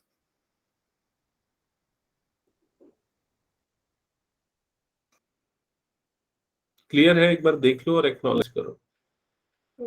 यस। हम्म तो इसके बाद देखो, उसी इक्वेशन को मैंने 2 बार लिखा है। अब इन दोनों को मल्टीप्लाई कर लो, लेफ्ट और लेफ्ट, तो लेफ्ट साइड में क्या हो जाएगा, a प्लस बी का दो बार होल क्या स्क्वायर। लिख सकते हैं एक इक्वेशन को? अरे उसी को 2 बार नहीं लिख सकते क्या, इनइक्वालिटी को? ऐसा कर सकते हैं क्वेश्चन में? बिल्कुल कर सकते हैं। कुछ भी कर रहे हैं फिर स्क्वायरिंग कर दो, के लिए। या स्क्वायरिंग कर दो अगर तुमको वो चीज अनकंफर्टेबल लग रही है मुझे नहीं इनविज तो स्क्वायरिंग कर दो। स्क्वायरिंग करोगे तो क्या होगा, ये ऐसा हो जाएगा, इधर पे क्या आ जाएगा 4ab आ जाएगा, हो गया खत्म। समझ में आया? हाँ। तो क्या ये क्लियर है सबको? एक बार एक्नॉलेज करो, है तो फिर मैं आगे बढ़ूं। नहीं, Yes, क्वेश्चन के sir. बाद फिर से छुट्टी दे रहे हैं क्योंकि बोले यहाँ पे। ठीक है, चलो नेक्स्ट लास्ट क्वेश्चन करते हैं इस एक्सरसाइज का, क्वेश्चन नंबर 9। तो क्वेश्चन नंबर 9 में देखो क्या लिखा हुआ है, if x is a positive real number find the smallest value of x square plus 361 upon x। इसकी स्मॉलेस्ट वैल्यू आपको निकालनी है, ठीक है। और x क्या दिया हुआ है, x दिया हुआ है positive real number. x positive real number है, मतलब x की वैल्यू जो होगी वो ग्रेटर देन और इक्वल टू 0 होगी। ये चीज तो क्लियर ना सबको? हाँ यस सर। क्लियर ना? नहीं, ये वाला क्वेश्चन Yes, sir. अच्छा फिर से बता रहा हूँ, क्या लिखा हुआ है देखो, एक मिनट, रिया को डाउट है। लिखा है x is a positive real number, then find the smallest value of x square plus 361 upon x, ये लिखा हुआ है, ठीक है। तो x एक पॉजिटिव रियल नंबर है, मतलब x की वैल्यू क्या होगी, 0 से बड़ी या 0 से बराबर होगी, यही मतलब हुआ, पॉजिटिव लिखा है इसलिए। अब तुमको इसकी सबसे स्मॉलेस्ट वैल्यू निकालनी है। तो देखो मैं एक इनइक्वालिटी फॉर्म करूंगा यहाँ पर, और वो लिखूंगा x माइनस 19 का जो स्क्वायर होगा वो क्या होगा, ग्रेटर देन और इक्वल्स टू क्या होगा, 0 होगा। अब मैंने x माइनस 19 ही क्यों लिया, ये क्वेश्चन आता है। तो उसका रीजन है क्योंकि यहाँ पर जब मैं a माइनस बी का होल स्क्वायर लगाऊंगा ना, तो a स्क्वायर में मुझे x स्क्वायर मिलेगा और बी स्क्वायर में मुझे 19 का स्क्वायर मिलेगा, जिसकी वैल्यू कितनी होती है, 361 होती है। और इस हमें कैसे पता चलेगा कि 19 का स्क्वायर होता है 361? 19 का स्क्वायर हमको याद रहता ही है ना, 1 से 20 तक के तो स्क्वायर याद रखने ही पड़ते हैं, ठीक है।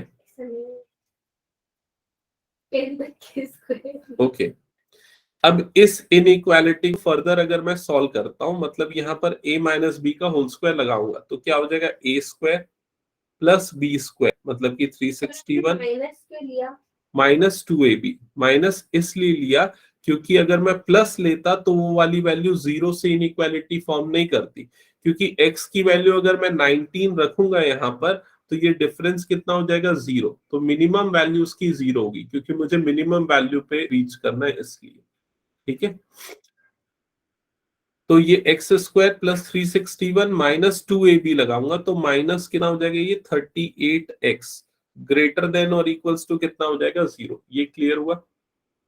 अब उसके बाद x square plus 361 is equals to ये कितना हो जाएगा, 30 ग्रेटर देन और इक्वल्स टू 38x।